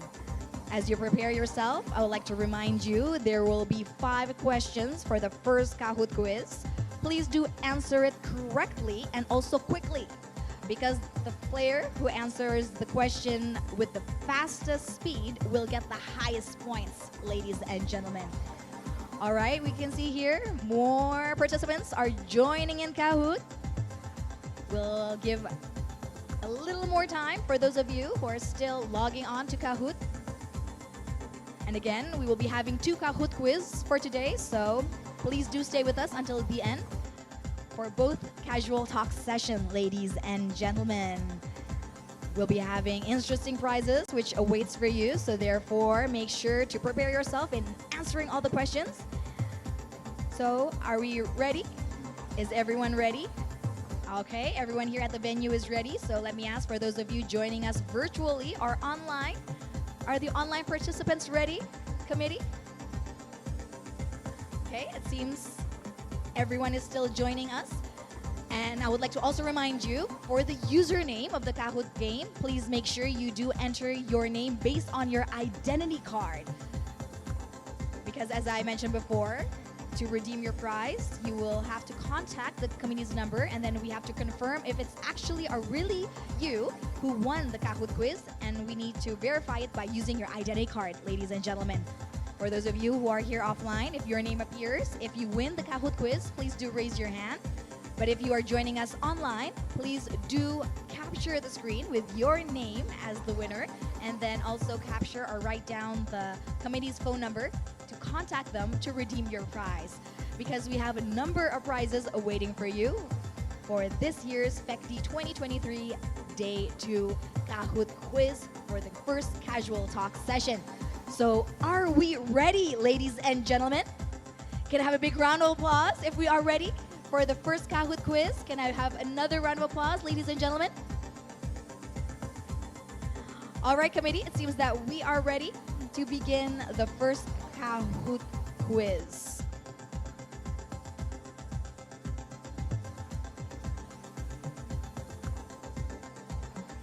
Okay, we have Raffi, Meti, Mila, Rendita. Okay, we are still waiting here. Everyone else, it appears that we still have time to wait for more participants who are willing to join our Kahoot quiz. And I'd like to also remind you that we will be having another casual talk session right after this, so please do still stay with us. And ladies and gentlemen, if you feel that you would like to drink some tea or probably coffee or probably enjoy some refreshments, please do, because we have a food and beverage stall available at the corner of the Hall B Jakarta Convention Center. But I'd like to also invite you to please return to your seat once you have collected or picked up your refreshments and enjoy the snacks and also beverages from your seat. All right, as we can see here, we already have 277 participants logging into Kahoot, and the number is still increasing. Do not worry, ladies and gentlemen, you can join whether you are joining us online or either offline, because this is open for each and every one of you, for all participants joining in. Each and every one of you may join Kahoot, and we are ready to start the first quiz for the Casual Talk 1 Day 2 in 3, 2, 1. Prepare yourselves. One of the focus in forging cross-border economic interlinkage is to establish cross-border payments with such goals. Is it faster, cheaper, more transparent, secure, and inclusive? Or is it faster, cheaper, more transparent, secure, and exclusive? Or is it faster, cheaper, more transparent, complex, and inclusive? Or is it faster, cheaper, more transparent, complex, and exclusive? Take your choice. Be quick, be correct. And the answer is faster, cheaper, more transparent, secure, and inclusive. Let's see who managed to answer it correctly and quickly. CB won the highest points for answering correctly and also quickly. Okay, we will continue, ladies and gentlemen, with the second question for our Kahoot quiz. Remember, quickly and correctly. Several challenges and risks need to be considered in developing cross-border payments are as follow, except is it differences in regulations between countries, differences in business models and processes, reciprocity concerns, or is it relatively low investment costs? The time is ticking. We have 5 seconds left on the timer, ladies and gentlemen. Quickly and correctly. And the correct answer for the second question is relatively low investment costs. And now we will see the scoreboard. Desi Fitria UI has moved up the scoreboard with 1,924 points, followed by Arya, Ayue, Fikisani, and Benny. All right, we still have more questions coming up, so you still have the opportunity, ladies and gentlemen, to catch up. The development of cross-border payment requires collaboration among parties such as governments, central banks, industry players, or all are correct. Is the answer governments, or is it central banks, or is it industry players, or all are correct, ladies and gentlemen? Choose your answer, and the correct answer is all are correct. Once again, let's take a look at the scoreboard. Desi Fitria UI is still leading with 2,901 points, followed by Arya and Ayue. Okay, we'll continue to the third question of the day. Associations like ASPI, as representative of payment industry, has significant roles in forging cross-border payments, except is it actively involved in development, testing, pilot, and implementation stages? Or is it develop micro and technical policies? Or is it providing feedback and industry view to regulators? Or is it to decide pricing schemes? Once again, ladies and gentlemen, quickly and correctly to get the high points. And the answer is decide pricing schemes. Once again, let's take a look at the scoreboard. All right, Ray has now moved up onto the scoreboard, but Desi Fitria UI is still leading with 3,873 points. Next, we will continue. With which ASEAN country has crisp cross-border have been launched by Bank Indonesia in 2002? Is it Singapore? Is it Malaysia? Or is it Thailand? Or is it the Philippines? Once again, ladies and gentlemen, with which ASEAN country has crisp cross-border been launched by Bank Indonesia in 2022? Take your choice. Let's see the correct answer. And the correct answer is Thailand. And now let's see who has won the first Kahoot quiz. There we go. In third place, we have Ray. Second place, Fikisani. And first place goes to Desi Fitria UI. Can I have a big round of applause? Is Desi, Fiki, or Ray here today at the venue? Can I see a raise of hand? All right, I see. It seems as if all of our winners are joining us through digital platforms. So make sure once again to please take a screenshot of this winner podium and also the committee's contact. Make sure you contact to redeem your prizes. Once again, congratulations to all of our winners. And now, ladies and gentlemen, we will continue to our next agenda. And if you have not yet won our Kahoot quiz, do not worry, because we will be having another Kahoot quiz session right after our second casual talk. So please do make sure you stay with us until the end, because we still have more prizes awaiting for you. All right, ladies and gentlemen, allow me to continue to our next agenda for today for our second casual talk. In this session, ladies and gentlemen, we will be discussing ways to capture opportunities from payment connectivity between countries, especially ASEAN countries, and also its upcoming challenges. In our second casual talk with the theme Cross-Border Economic Interlinkages, Risks and Opportunities.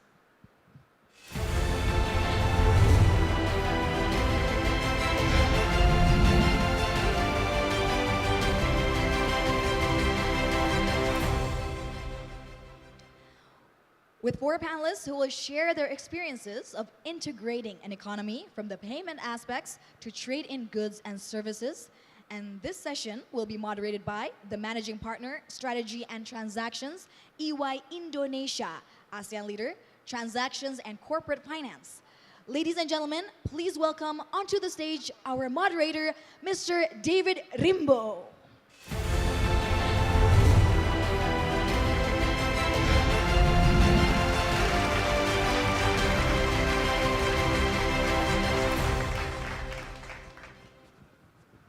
Terima kasih Mbak Sarah. Assalamualaikum warahmatullahi wabarakatuh. May peace be all upon us. Shalom, Om Swastiastu, Om, Namo Buddhaya, Salam Kebajikan. A very good morning to all of you, distinguished guests, delegates, participants, ladies and gentlemen who might be actually joining, not in this room, but basically on the online streaming platform, a very warm welcome to the second sessions of the Casual Talk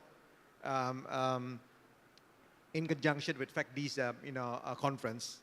Now, as mentioned, my name is David Rimbo. I'll be moderating this session this morning. It's my absolute privilege and honor to be here, addressing basically a group of people who really knows payment system, who are really entrenched and involved and participating in the implementation of payment system, not only in Indonesia, but also throughout Southeast Asia. So a warm welcome. Now, in our session this morning, we've gone through basically the first session whereby there had been nuggets and advices and sharing of viewpoints, more on the conceptual level, more on the framework level, more on the regulatory level. Now, this session aims to build upon that. We want to hear from those players who are key stakeholders, real ecosystem players in payment system, in advancing the interconnectivity of payment system across basically countries in Southeast Asia and beyond. So we'll be learning from them in terms of understanding what are the challenges, what are the pain points, what are the lessons learned, what are the new emerging technologies coming in, how to basically embrace them, how to educate the consumer base for early adoptions and for effective basically utilization of the various emerging basically platforms and applications. So this session is titled Cross-Border Economic Interlinkage, Risks and Opportunities. And in this session, we will talk about industry players' roles and initiative in forging cross-border economic linkages. We're going to hear about potential risks and opportunities of those cross-border economic linkages. We're going to hear about market experiences. We wanted to know and understand what have been the best practices that can be basically be absorbed and also be replicated in the various countries. And we want to basically establish as well a baseline in terms of understanding what are the opportunities that emerge in terms of enhancing collaboration between the stakeholders. So ladies and gentlemen, we are honored that we are going to have 4 very experienced, very distinguished panelists this morning representing the view of the industry players. They'll be joining me, and accordingly I would like to invite first amongst the 4 panelists, the Managing Director for Payments, Rewards and Group Strategy of GrabFin, Mr. Ben Liu.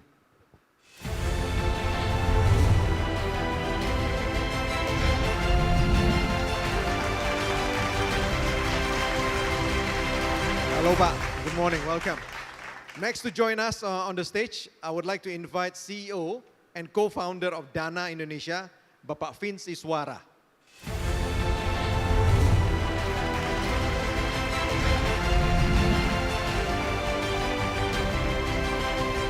Good morning, Pak. Welcome. A warm welcome. Next, joining us on the stage, I would like to invite the Managing Director of GoPay, Bapak Budi Ganda Subrata.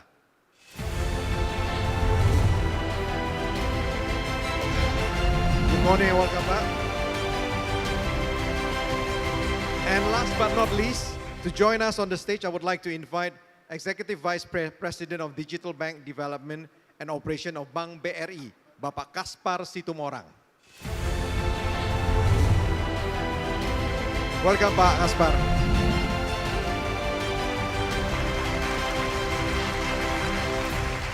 A warm welcome once again, gentlemen. Thank you for joining us this morning. I think the audience are very expectant of being able to really, enjoy from you all of the nuggets and really basically the low-hanging fruits that you can basically distill for us this morning in terms of aligning what you have gone through. Because either way, depending on which way we look at it, you guys have been disruptors. There had been basically those earlier years or days whereby it had been so difficult in terms of mapping through basically the regulatory frameworks. Things are very rigid, things are very regulated, but on one side, there has been an absence as well of regulatory frameworks, of conceptual basically definitions of the stuffs, the technology, the disruptions that you guys are going to implement. You guys have successfully gone through that. So I think it's going to be very interesting. I myself are very excited about it. We wanted to hear as much as possible, pick your brains, get to understand more from basically your experience. So if I may, to start with Pak Ben. Pak Ben, once again, this is driven by the reality that Grab is a very established, well-received, well-adopted super app already around the region. So you guys have gone through basically implementing not only just basically platforms in Singapore initially, but this has basically been implemented more widely in Southeast Asia markets. So the question to you is, would you share your thoughts on the current effort on the cross-border integrated digital payment ecosystem in ASEAN, once again, guided by your experience in terms of, leading basically Grab Financial, GrabFin, expanding in the various markets? Yeah, no, first of all, thank you for having me here. It's a privilege. I'll do more than just share my thoughts on it. I'll tell you what I feel about, the efforts that have been undertaken. I mean, so being a resident or a citizen from ASEAN, to actually see these central banks and the industry come together to take initiative, to take leadership, to commit and to execute, to connect our regional payment systems. I think it's something great, right? And it's not just these bilateral arrangements that they were doing, but these investments to actually come out with innovative solutions where, these multilateral solutions, Project Nexus, etc. I think that's commendable, right? So I feel proud. I feel proud about that. And then congratulations to the team who has been working on the QR connectivity between Malaysia and Indonesia. Job well done, excellent.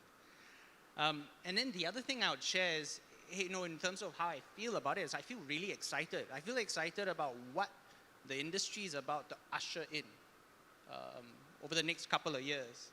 I'm really glad to not have to hear about these painful situations where migrant workers have to spend upwards of 6% of their payments, just to transfer money to their loved ones. We don't have to hear that again. I mean, that's something I look forward to. I also look forward to, because of these cross-border linkages, to hear about craftsmen, people who come up with products and services in their respective countries now being able to share their passions, bring their wares beyond their domestic markets into the international stage. So very excited about that. And frankly, I could keep going on the economic benefits of this regional payments connectivity, how it brings our economies closer together, how it will bring us as a people tighter together. But maybe I'll stop there to just say I'm really enthusiastic about what's been happening. I think the industry's headed in the right direction. And I second BI's call to the rest of the member countries of ASEAN to join up and just have this regional connectivity across the region. I'll talk about maybe challenges that we face later. But yeah, these are my thoughts. Thank you, Pak Ben.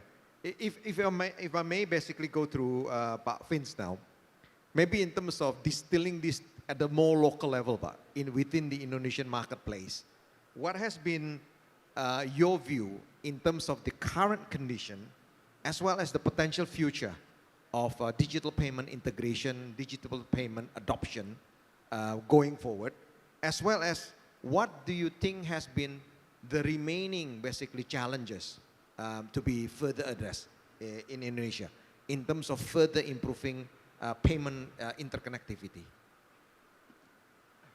Thank you, Pak Rimbo.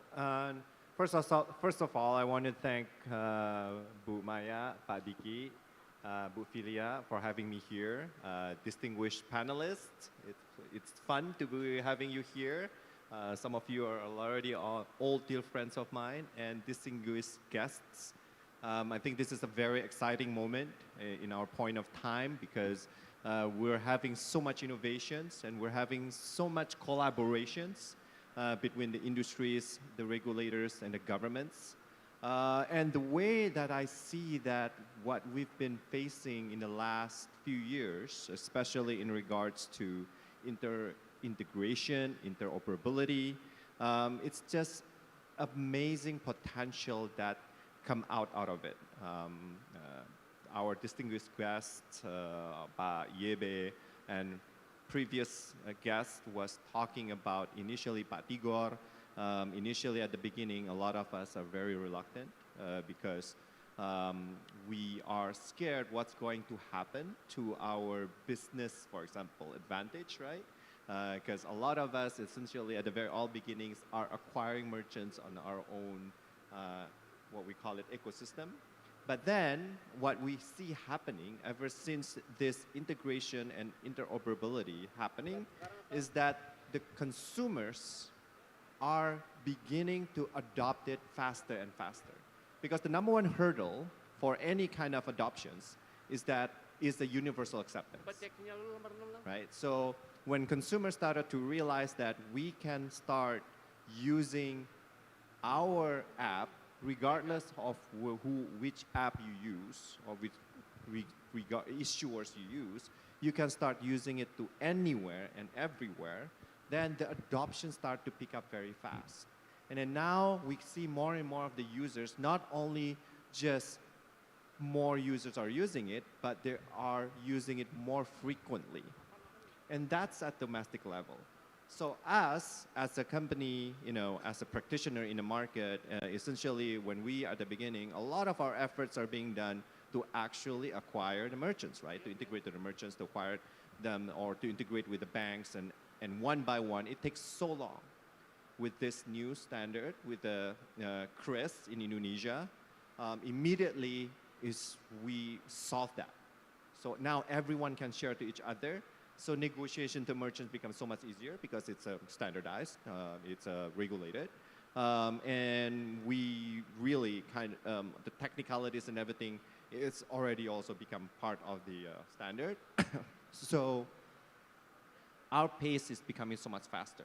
So what we do, instead of innovating how to integrate faster, instead now how we can provide better service. And that's at the domestic level. So coming up with this cross-border initiative, we can also start to see the potential. So what we've seen in the domestic previously, that the users now are starting to become much more active, growing faster domestically. With this cross-border interoperability, we can start to see the potential as well. Excuse me. It does take time for the education to come true. I think that's the issue here. The only what we call the hurdle for the long term is that the education still need to take time, because essentially at the beginning, for example, like even though the KRIS, the Indonesian standard, is already can be interoperable, people still asking, hey, can I use this app to pay for you? And the cashier would say, no, you cannot. You have to use the other app. But now over time, people already start to understand, and they will say, can you use KRIS? Yes, we can, and I can use anything. That will be the same challenge that we're going to face in the cross-border as well, because for example, if I go to Thailand right now, I can use all our app here, immediately there, but then the merchant said, no, you can't. Eventually, over time, I think the education will be more and more prevalent, and then once that happens, and then people are using, so I guess that's my cue. Thank you, Pak Vince. I think this is a real player in the sector, because he kept on basically stressing is KRIS. I still remember watching in the TV Pak Perry explaining it is not QRIS, it is not QRIS, it's KRIS. So this is a proof of a real player in the ecosystem that he's pronouncing it correctly. Thank you, Pak Vince. KRIS. Okay, let me move on to Pak Budi, if I may. Pak Budi, once again, we have drawn on Dana's basically experience in terms of the build-up. I think GoPay has a lot to say about GoPay's own experiences, going through basically the initial build-up process and eventually becoming so successful. So the question is also similar.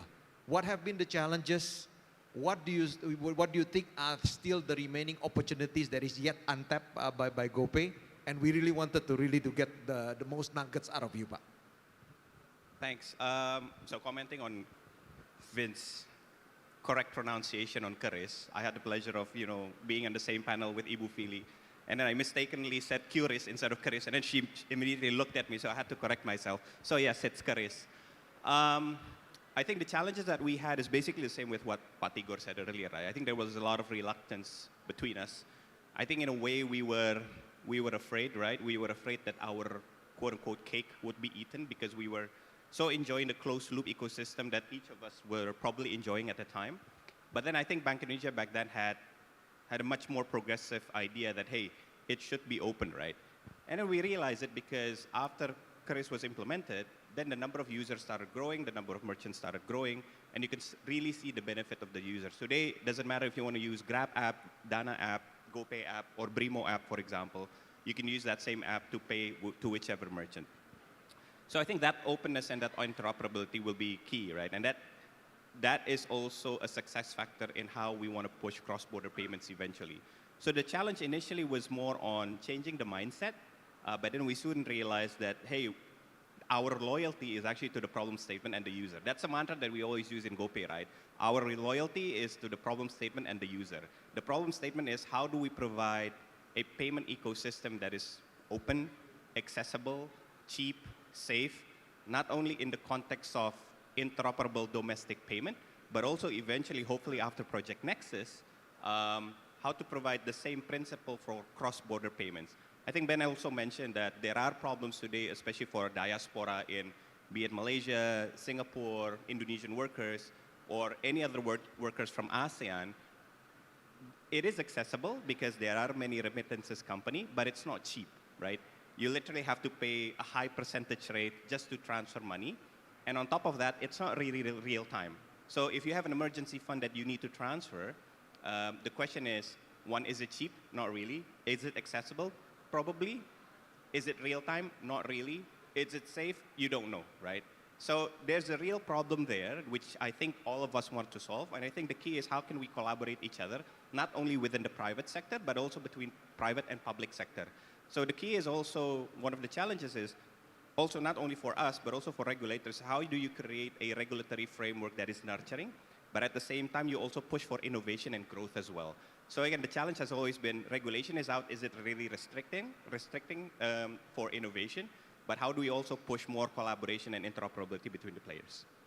Thank you, Pak Budi. Before moving on to Pak Kaspar, since the two of you actually slightly touch upon it, how about education, Pak? Because if you look at it, the interconnectivity is going to be there up to a particular level that it is going to be ideal and perfect eventually.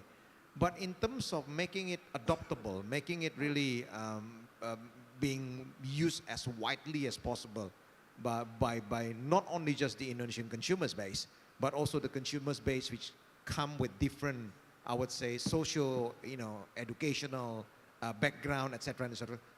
What will the stakeholders, the ecosystem players do in terms of educating this? I am, while you were talking it, I just remember, I landed in Bandara Soekarno-Hatta last night, and I was slightly, complaining because there was a long queue, clearing custom, right, checking. And then the porter basically said, "Pa, you should be grateful because few weeks ago the queue was about 2 kilometers long or 3 kilometers long." I said, "Why?" Because at that point in time, Bea Cukai insisted on every single returnees to Indonesia to basically to lodge everything based upon the electronic basically login, right? And then they had significant problem in terms of educating the returning pilgrims from Umroh, from Haji, etc., to fill up all of those. And they also found out it's not only about educating them to make use of the system, but them lacking basically also internet connectivity, Wi-Fi connectivity during the travel had also prevented them in terms of making use of this so-called seamless system. So applying the same basically logic, Pak, at that level we are talking about branching out from the urban, more established urban area with infrastructure, digital infrastructures, etc., more to the rural area. How do we ensure and educate that the consumer segments are, from a financial inclusiveness point of view, are all well taken care of, Pak? Tough question, eh? I'll go first.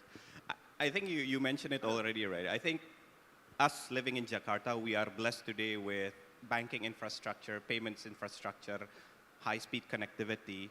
So I like to think that Jakarta is a bubble, whereas most of Indonesians, again, in the context of local, not only in ASEAN, right? And I'm sure other countries, probably not Singapore, but other countries like Philippines or Thailand is going to be the same. The urban areas are more like a bubble where you have much more advanced infrastructure. So in order to, quote unquote, migrate people from a cash-based payments to a cashless or a digital solution is relatively easier. So when you talk about education, right, it's not only about the form of payment, but you also need to tell them what's the benefit. But also benefit is different between me in Jakarta, the benefit for me as a person living in Jakarta, or also for someone, it's different for someone that is living, let's say, in somewhere in the outskirts of Sulawesi or a remote area in Indonesia. And I'll give you a story, and this is actually happening in Jakarta, right? When we want to offer QRIS for merchants, the benefit that we were offering to merchants is that, hey, you can, it's basically a super QR. So that's how we frame it. It's a super QR that today you can start accepting Grab OVO, Dana, Brimo, BCA, GoPay, essentially every single e-money and bank and fast payments out there. But that benefit is not alone because there's also a mindset challenge. So one of the warungs that I spoke to, and I tried selling GoPay. I tried giving her T-shirts and free memorabilia, right, just as a sweetener so that she can be onboarded as a GoPay merchant. I spent about half an hour trying to convince her to be a GoPay merchant, where I said to her, hey, you'll get a real-time payment. We'll give you 0% MDR because Bank Indonesia back then had an initiative to push the MDR to 0 for micro merchants. And then after half an hour, she was convinced. But then the lady next to her, the next warung, immediately said to her like this, don't go with GoPay, because if you go with GoPay, your transaction will be transparent. You will be taxed by Dirjen Pajak. Failed immediately. That lady immediately said, look, I canceled. I don't want to be a merchant. I'd rather accept cash. So how do we change that mindset, right? Because at the same time, there's this whole benefit of being onboarded, go into the digital platform. It's much more financially included. You can get access to loans, working capital loans, financing, etc. But there's also mindset of, hey, if I use digital payments, everything will be much more open and I will be taxed. And we tend to forget that more than, I don't know, depending on which statistic you read, right? I think 90% of Indonesia's economy is driven by the informal sector. So that level of training and education, I think that's something that we need to convey.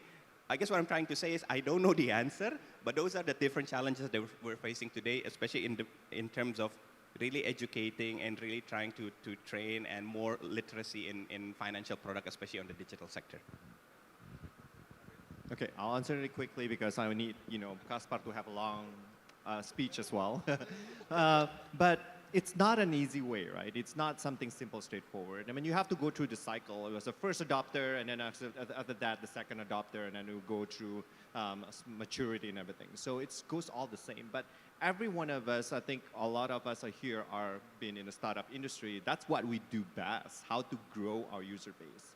So there's a lot of channels, there's a lot of ways, you can go to your digital, social media, you can do to activation, everything, but come on, all of us have a users that's been using our app, and if that's something that we actually push the education through our own app specifically, and then that works pretty effectively in many, many ways, right? So that's one. Two, we always believe that if the app is good enough or the experience is good enough, as long as you can convince the earlier adopter, eventually there will be word of mouth to expand that effectively. So what we've been doing, for example, in certain areas, we actually went to Natuna, which is the left uppermost island of Indonesia, where there is only, 3,000 people there. And then we onboarded like few 10 or 20 people, and then eventually now almost all the merchants in Natuna now is already using QRIS. And then that goes also the same with any other area. So through our experience, it's just not a simple one way. You have to keep educating, you have to have initiative, you actually have to go there and educate. And then I believe that will go the same with the cross-border. it's not going to be immediate, but you need to show, you need to give an example, and as long as it's a strong value proposition, and as long there's some early adopters that using it, eventually it will roll out and it will just become, like flowing down to a greater acceptance. Thank you, Pak Vince, Pak Budi. I think let me move on to Pak Kaspar. In fact, BRI as one of the most successful, in fact, the most successful bank in terms of penetrating and in a way dominating the MSMEs basically segments. I think what Pak Budi and Pak Vince have just elaborated might actually resonate with your experience as well, Pak. But I'm going to ask you a different question, Pak. This is more geared towards your position representing a bank, the traditional player which got disrupted in the last few years because of the presence of all of these new fintech players, etc. Sort of thing. Now, the question is very simple, Pak. In terms of challenges, in your opinion, what challenges will the providers of digital payment, especially banks, face today and in the future in the context of all of these evolving technologies with greater basically so-called incursion by newer players with newer technologies into the transaction payments field? Right, thank you, David. First of all, thanks Pak Diki and Maya for the invitations for BRIs to be here. So just to give a bravo as well to Bank Indonesia, we are also one of the early adopters of BI Fast, Snap, and also Chris, all right? I pronounce it better, right, than Vincent's, right? So we as one of the oldest banks in Indonesia, we also figured out that there are plenty of underbanked and unbanked in Indonesia. So based on that, what Pak Tigor earlier mentioned, that some of those infrastructures in the rural areas, for example, more than 70,000 of rural areas in Indonesia, we dig deep. We learned from the tech company or the startup company how to become customer obsessed. So we did a massive amount of research. So we figured out that some of those customers over there, not so fancy with self-service through mobile apps and all the apps that we had at the time. So we go through a series of research that we launched by the name of Agent Banking. So our flagship of Agent Banking is Agent BRI Link, because we want to accelerate also the CRIS penetrations of BI across all of the rural areas, across 70,000 of villages across Indonesia. So last quarter, we have about 650,000 of Agent Banking, Agent BRI Link across Indonesia, with just in quarter one, 325 trillions of rupiah volume of money perpetrated over there. What I'm trying to say is there are plenty of users also over there that would like to get access to the financial inclusions. However, they still lack of financial literacy. So with that we provide, as a BRI, we provide alternative for those kind of customers through the networks of Agent BRI links. And by doing that, of course, we try to accelerate also the implementations of CRIS and also getting them to the financial systems ASAP as well. So the good thing is, because when we talk about cross-border payment later on, a lot of customers from foreign countries, Malaysia, Thailand, comes to their villages for rural areas of Indonesia. All those payment systems are already available over there through the networks of our Agent Banking, Agent BRI Link. So that is one thing that we could help to accelerate these potential challenges here of financial inclusion in Indonesia. So back to you. Thank you, Pak Kaspar. Let me get back to Pak Ben again. Once again, we wanted to, in a way, steal as much as possible from your experience, from Grab's experience, in terms of being a dominant super app in the region. Want to learn, Pak, in terms of us avoiding some of the pain points and challenges that you've gone through, the lesson learned that you've gone through, building basically a model that works basically across markets. What can you say about business models, about regulatory framework condition, as well as market behaviors or market structures, which will be supportive for a widely accepted cross-border interconnectivity in payment system?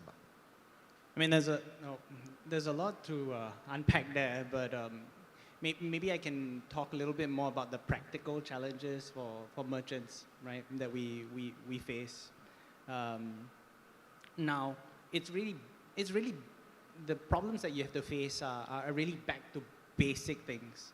And so, I mean, this is a payment system that we're talking about.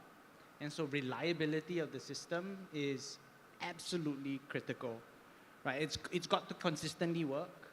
It's got to happen really quickly. And now it's going to happen cross-border. So that's an added leg, right? For the merchant and the consumer, you both talked about consumers, it has to be as good as the next best alternative. And for an offline merchant, the next best alternative is cash.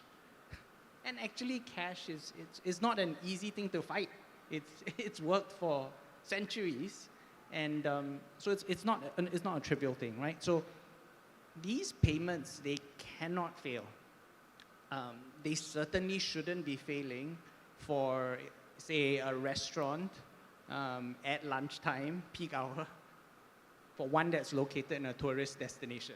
That would just be absolutely horrific for them. So basically, the reliability of the system, like the service they're providing, absolutely critical.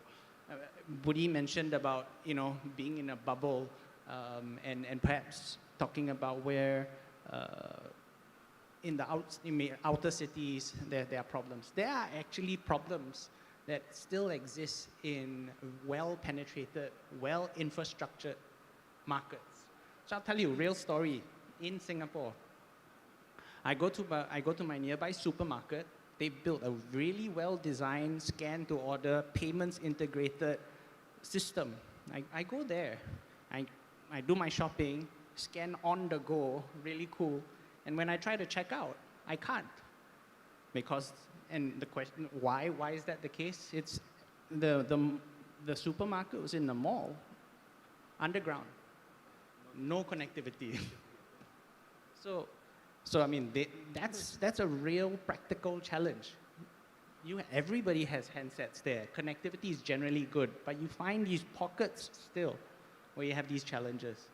So, I mean, there's just reliability of the service. I think that's one. I think you talked about education earlier. The truth is, when we hit the ground, we do learn that there are a lot of MSMEs who are not so familiar with technology or payments. In fact, we go so far to say some of them are just downright afraid to make this change. So the solutions that we've got to create, I mean, a lot of our designers and our product guys are spending a lot of time trying to keep things really simple. Because if you leave things complicated, and this is true story, you will leave out the Bali furniture manufacturer, right, who makes wonderful pieces, has customers going to his website, but the website's a static website. Doesn't know how to get on a gateway, accept payments. And that's a missed opportunity for these guys and for archetypes of such merchants out there.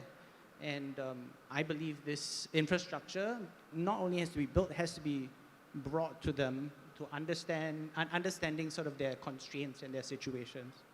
And frankly, it's not just about accepting payments, because there are added downstream activities that they need to be familiar with. So, how do you take the order and reconcile it with the payments before I actually fulfill the order? Things like that. I mean, these matter. And maybe I'll just talk lastly about practical challenge of, you talked about word of mouth, and that certainly helps with consumers. The consumers can help each other. I think from the perspective of the merchants, we might be able to sign them up with, very compelling propositions, etc. But, or even gifts to get them to sign them up. But what we've learned on the ground too is actually in the beginning stage, there's a lot of hand-holding that needs to happen. You can't just sell them the tech. We've basically got to go on the ground, help to train, upskill the owner, the merchant, the staff on how to adopt, literally integrate it into their existing system, existing process and their workflows. Because if you don't do that, they're just going to revert back to cash. And so it takes time, it takes persistence. You just got to keep going. And only once it's in their day-to-day flow, that's when you can start to let go. And that's when we have change. So I think these are, again, back to basics, right? Like just keep it simple, recognize that, there are people with fears when it comes to technology and change. And it's not just selling. We've got to actually handhold them with the actual transition. Thank you, Pak Ben. Pak Vince, let me get to you. We've so far distilled things into a very operational and very granular and very technical in terms of the discussion points as raised. Let me bring it one notch up.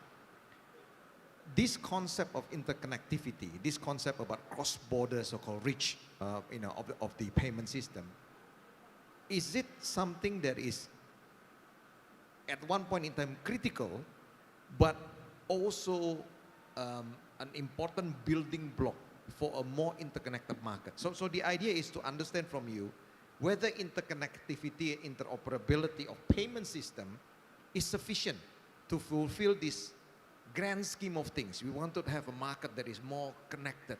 We want to have our MSMEs and our business basically players being able to cut across geographical borders, etc. Do we start from here, or do we need some other things to be put in place as well? Absolutely. So in my point of view, right, this is a very critical initiative in order to open up this opportunity. I mean, I compare it because I just came back from Europe. So I compare it to EU, for example, right? So the thing about EU is, in order for them to, what they wanted, their vision for them to, open up the economy in the European is they now have one currency. This is called euro. But then with one currency, there's a lot of issues that associated with, forcing some countries to actually adopt the currency. National interests, cultural contacts, regulatory contacts. There's just a lot of things. So with this interoperability, interconnectivity, what happened is we want to kind of achieve the same thing, that is opening up this economy in this region, which is 600 million populations, right? One meaning was actually is even bigger than Europe. And now we can have this cross-border transaction, seamless, very transparent, adopting technology that is standardized, adopting commercial that the government actually negotiated on our behalf, which is thank you so much. And automatically is now what we need to do is education to the users, to the merchants, to tap into this opportunity. The more this happening, the faster we adopt this. I truly believe that this is actually going to open up the potential for the ASEAN market. And I just ask, we as not only as an issuer, as an acquirer, have started to see more and more of our merchants actually being transacted with people in Thailand already. Our users already transacting in Thailand. And this happens without us having to go through all of this, compliance in regulation in Thailand, acquiring the merchants in Thailand directly, negotiating the commercials, handling a lot of the operations. We can now do it automatically because of this initiative. And then now let's see the potential down 2 or 3 years. We now know the people are very nomadic. People can work anywhere in all the countries. People can go to Bali. The Thai people can go to Bali. The Indonesian can work in Phuket, and it's everywhere in the world. And the income that they're getting can be get from all the countries. The SMEs can sell all across the regions. So the way I see it is similar to what EU trying to do without the complications that they're facing. So this is going to be such a game-changing, and I do believe this is a critical on a high level and also on a practical level. Thank you, Pak Vince. Pak Budi, if I may, just continuing on that particular discussion. I think we have this priceless opportunity of being able to get the ears of the regulators here this morning. So from GoPay's and from your point of view, once again, in terms of actualizing, implementing this cross-border, integrated, interconnected, digital, payment system, ecosystem, what can you perhaps advise, or what can you, or perhaps aja curhat, Pak, if there's any outstanding, basically, viewpoints that, perhaps is worth discussing, since we have actually the ears of the regulators in front of us this morning. Silakan, Pak. I need to craft my words correctly and carefully here. Not really advising the regulators. I think from a practical perspective. So I think what we are seeing today, the way the regulation is being written, being developed, right? I think it's clear that there's a clear wish and objective to push for economic growth. You can see it not only from a monetary perspective or a monetary regulator like the Central Bank, Bank Indonesia in this case, but also other ministries like trade agreements, right? So you really want to push in terms of driving GDP and output, you want to drive net exports as well. From net exports, hence the importance of cross-border payments becomes paramount. And I think to a certain extent, I think the fact that the central banks, the top ASEAN central banks have been talking to each other, Project Nexus from Bank International Settlements, it's already a clear indication that we are really pushing for cross-border payments. So the framework is there. I think the question is, how do we operationalize it? And I think when you operationalize it, that's where all the challenges starting to pop up, right? Issues such as dispute resolution, issues such as consumer protection, issues such as with more accessibility and more cross-border and more grassroots accessibility, there will be more issues such as money laundering and terrorism financing. So how do we construct a robust AML-CFT framework, not only in the context of domestic payments, but also cross-border payments? And this becomes critical because part of AML-CFT framework is customer due diligence, KYC. And we also have issues such as Privacy Data Act and also privacy data sovereignty. Some regulators may not allow PII information to be transferred outside of their countries, but there's a clear need of having these information to mitigate AML-CFT risk. So I think, I wouldn't say an advice, but I think it's an advice for all of us, right? I think clearly public-private partnership is critical. There needs to be more conversation, especially on the practical side of things, because regulation is written, there's a clear foundation and guidelines so that we can roll out the implementation. But once it is being operationalized, that's where the challenges starting to pop up. And we need to keep an eye and ears open and to react quickly and swiftly to address some of these potential existing risks later on. Thank you, Pak Budi. Very well taken. Pak Kaspar, if I may move on to the last question, Pak, to you. This is built upon BRI's very unique, basically, strong, basically, point in terms of serving the MSMEs, Pak. In terms of financial inclusion, Pak, can we understand a bit further what has been BRI's strategy, Pak, in terms of really leveraging some BRI's unique, strong position to further basically improve financial inclusion through the introduction of the various new basically technologies and platforms and services, Pak? Right, thank you, Pak.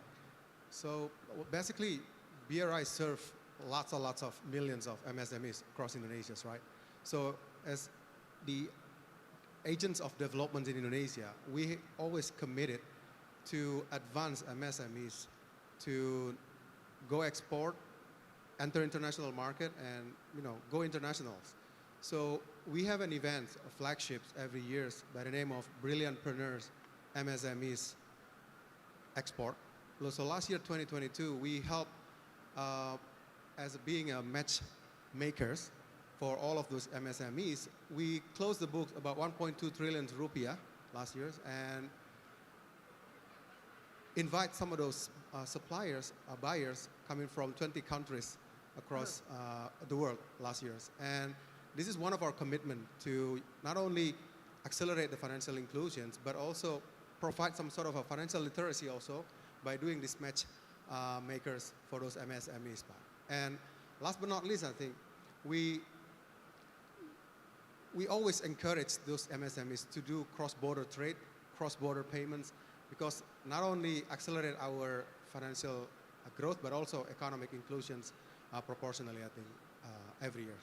Back to you. Thank you, Pak Gaspar. We are absolutely on the dot with regards to time.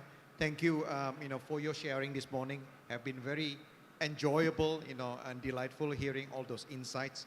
I think at the end of the day, if I may distill what you have shared, this morning, there are four perhaps area of concerns and four key basically considerations in terms of further building up basically and preparing basically the markets and the regulation frameworks and the ecosystem players in terms of embracing a more interconnected payment system in the world. I think point number one that needs to be basically highlighted is the operating system and technology. So there has to be alignment. There has to be further consolidation. There has to be further, structural so-called agreement in terms of aligning and a consistent, reliable system. Second is infrastructures. You mentioned about basically some of the technical challenges as faced when you roll out, which are entirely guided by infrastructures, basically conditions. Third is, in fact, adoption and the users' applications. Many of you mentioned about bubbles in the urban areas, and basically the financial inclusion, basically power of the systems, not yet basically reaching basically the mass basically populace. So that is also an area that needs to be further resolved, especially with education and the upgrading and upskilling. And lastly, I think especially Pak Ben mentioned about reliability and security. Pak Budi mentioned about cross-border data protection, etc. This sort of thing. All of those will also need to be addressed in terms of ensuring that we are in the process of building a very interconnected payment system to serve basically the regional markets in the region in Southeast Asia. So with that, allow me to close this particular session, ladies and gentlemen. It has been my delight, my honor to serve as the moderator. And once again, let's put our hands together for our panel speakers. I hand over to Mbak Sarah. Thank you very much, Mr. David Rimbo. Once again, ladies and gentlemen, can I have a big round of applause? And to our moderator and also panelists, please remain on stage and please take your place on stage. For next, we'll be having a photo session of the moderator and also speaker of our second casual talk for the second day of Festival Ekonomi Keuangan Digital Indonesia 2023. Once again, I would like to invite to our documentation team and also our fellow media to please take a picture of our moderator and also panelists for our second casual talk session. And I will do the countdown for 2 photos in 3, 2, 1. Once again, in 3, 2, 1. Thank you very much, gentlemen. You may now return to your seats. Once again, ladies and gentlemen, can you have a big round of applause? Thank you very much, Mr. David Rimbo, and also to all of our speakers for a very fruitful, insightful, and of course, enriching discussion for our casual talk of the day. All right, ladies and gentlemen, I hope you are still very enthusiastic to stay with us for our next agenda because it appears we still have more prizes for you to win. But before I continue with our second Kahoot quiz, is everyone ready to win more prizes? Can I hear a round of applause if you are ready for more prizes, ladies and gentlemen? And yes, we have more prizes where we will be sharing with you through another Kahoot quiz based on our second casual talk. But I would like to also remind you and also once again congratulate our winners from our first Kahoot quiz. And it appears that we have 5 winners. Here they are. Before, we have only seen 3 names, but here we have Desi Fitria, Vicky Sani, Ray, Benny, and Meti. And is Benny and Meti here at the Jakarta Convention Center? Can I see a raise of hand? Is Benny or Meti here? All right, it appears Benny and Meti is also joining us online. Therefore, to all the winners, please do capture the screen and also write down our committee's contact to redeem your prize. So congratulations once again. Can I have a big round of applause for our winners for our first Kahoot quiz. All right, ladies and gentlemen, we will begin our second Kahoot quiz. The mechanism and also the rules of the play is still the same. Please do join us on the Kahoot link and also enter the game pin to join in our quiz. And each and every one of you is eligible to join. You may join this quiz and also win the prize. We have more prizes to be won. To be exact, we have 5 more prizes for 5 winners of the Kahoot quiz, ladies and gentlemen. And for the username of the Kahoot quiz, please do use your name based on your identity card, for this will be used to redeem your gift or your prize if you do win our second Kahoot quiz. And once again, we'd like to also inform you, for the Kahoot quiz itself, you have to be able to answer the question correctly, but also quickly as well to redeem the highest points.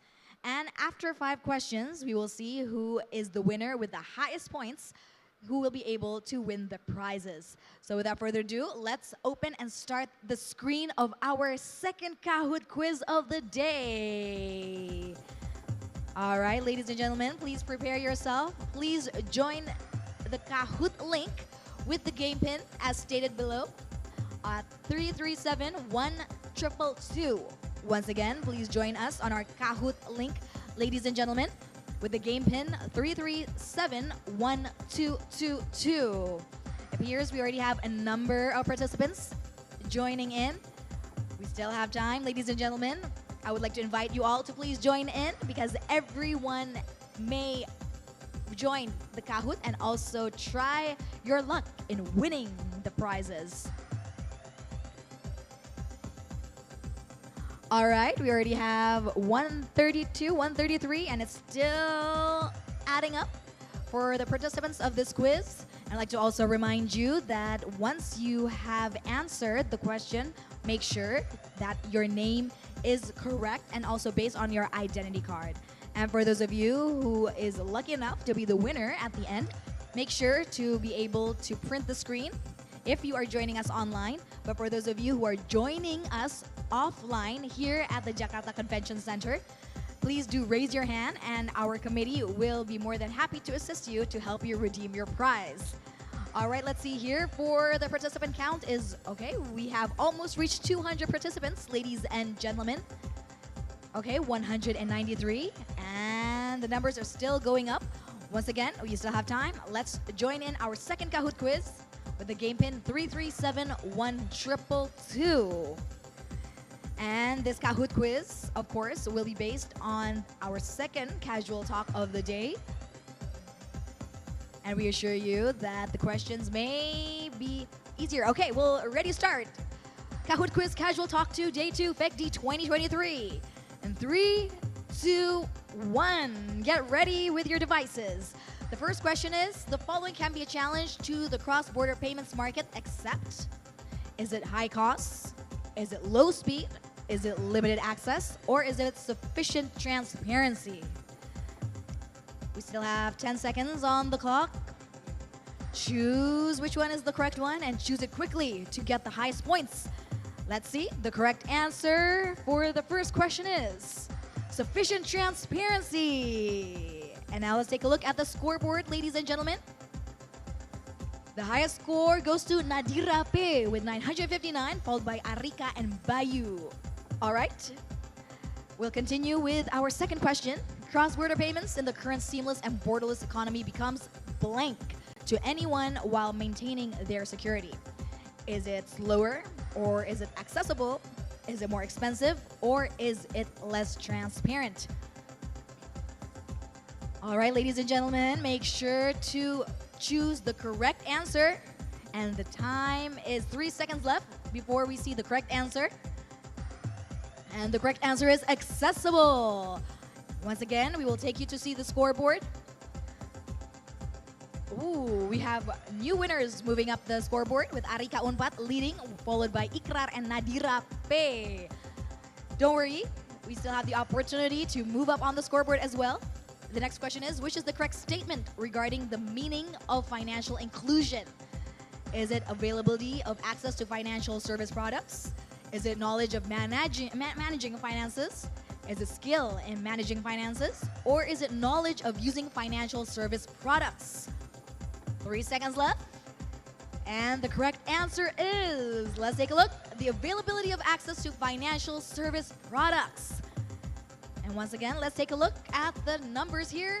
And Ikrar DPSP still is leading with 2,895 points, followed by Nadira and Kopi Digital moving up the scoreboard as well. All right, let's see. Next, what is the name of the central bank digital currency, or CBDC, that is currently being developed in Indonesia? Is it Digital Garuda? Or is it Digital Rupiah? Is it Rupiah Wallet? Or is it Garuda Wallet? Take your choice, ladies and gentlemen. And now we will unveil the correct answer. It's Digital Rupiah. Now let's take a look on the scoreboard. Arika Unpad has moved up again with 3,821 points, followed by Nadira and Bayu Febrian. And next, one of the 5 interlinkages modalities signed by ASEAN's 5 of the regional payment connectivity, or RPC MOU below is it Application Programming Interface, or API? Real-Time Gross Surcharge, or RTGS? Is it Data Science? Or is it Front Payment System, or FPS? 3 seconds left. You still have the opportunity to move up the scoreboard and also win. And the correct answer is Application Programming Interface, ladies and gentlemen. Now let's take a look for the podium or the winners. We'll see the top 3 first. In third place is Nadira P. Second place is Bayu Febrian. And the first winner goes to, let's take a look, Arika Unpad. Congratulations! And now, we also have prizes for the 4th and 5th winners as well. And we'll be contacting the 4th and 5th winners. We'll be showing it to you. But remember, once again, ladies and gentlemen, if you are here, don't forget to raise your hand and contact the committee if you did win the Kahoot quiz. And for those of you joining us online, remember to capture the screen if you did win the Kahoot quiz, and also contact information of the committee to redeem your prize. Once again, congratulations. And with that, ladies and gentlemen, we thank you for joining us in our Kahoot quiz, both Kahoot quizzes of the day. And we'd like to also thank you for participating, and congratulations to all the winners. And ladies and gentlemen, as we have come to the end of the event, I would like to also remind you that if you did use or borrow our interpretation device, to please return it to our committee upon exiting the venue. Once again, if you did use the interpretation device, please do return it upon exiting the venue. And once again, I would like to remind to each and every one of you of the winners of the Kahoot quiz. So let's take a look once again on the screen for the winners of the 2nd Kahoot quiz. Because it appears not only the 3 winners are the ones on the podium that has won prizes, but since we are giving out prizes for today for the celebration of the Festival Ekonomi in Keuangan Digital Indonesia 2023, we also have prizes for the 4th and 5th winners as well, are the runner-ups of the Kahoot quiz. So let's take a look, ladies and gentlemen. Are the winners ready to be shown? All right, as we await for the committee to show, here they are. It's Arika Unpad in first place, Bayu Febrian in second place, Nadira P in third place, Arvianti Nazila in fourth place, and Astrid in 5th place. And can I have a big round of applause? Congratulations to all the winners. And remember to contact our committee to redeem your prizes. Once again, congratulations. And ladies and gentlemen, with the end of the 2nd day of FEKDI 2023, with the theme Forging Cross-Border Economic Interlinkage has come to an end. I would like to once again remind you of the 3 takeaways from today's Leaders Insight, brought to you by Mrs. Filianingsi Hendarta, the Deputy Governor of Bank Indonesia. First of all, we'd like to remind our probably echo on the digital economy and financial ecosystem in Indonesia and ASEAN shows a positive trend and optimistic economic outlook reflected through the signing of Regional Payment Connectivity MOU by ASEAN 5 central banks. And there are still potential challenges and also risks to the future cross-border development. And of course, in overcoming the challenges and risks, government, relevant authorities, payment industry players should come together and of course synergize in order to forge cross-border economic interlinkage, ladies and gentlemen. And with that coming to an end, I, Sarah Wayne, on behalf of the committee, would like to apologize for all their shortcomings. And I'd like to thank you, each and every one of you, for participating in today's sessions. And we all hope that today's session will be able to increase or also enrich our knowledge, also through the fruitful and insightful discussion that we had today. And of course, we hope to see you again on another occasion. Wassalamualaikum warahmatullahi wabarakatuh. Selamat siang dan sampai jumpa.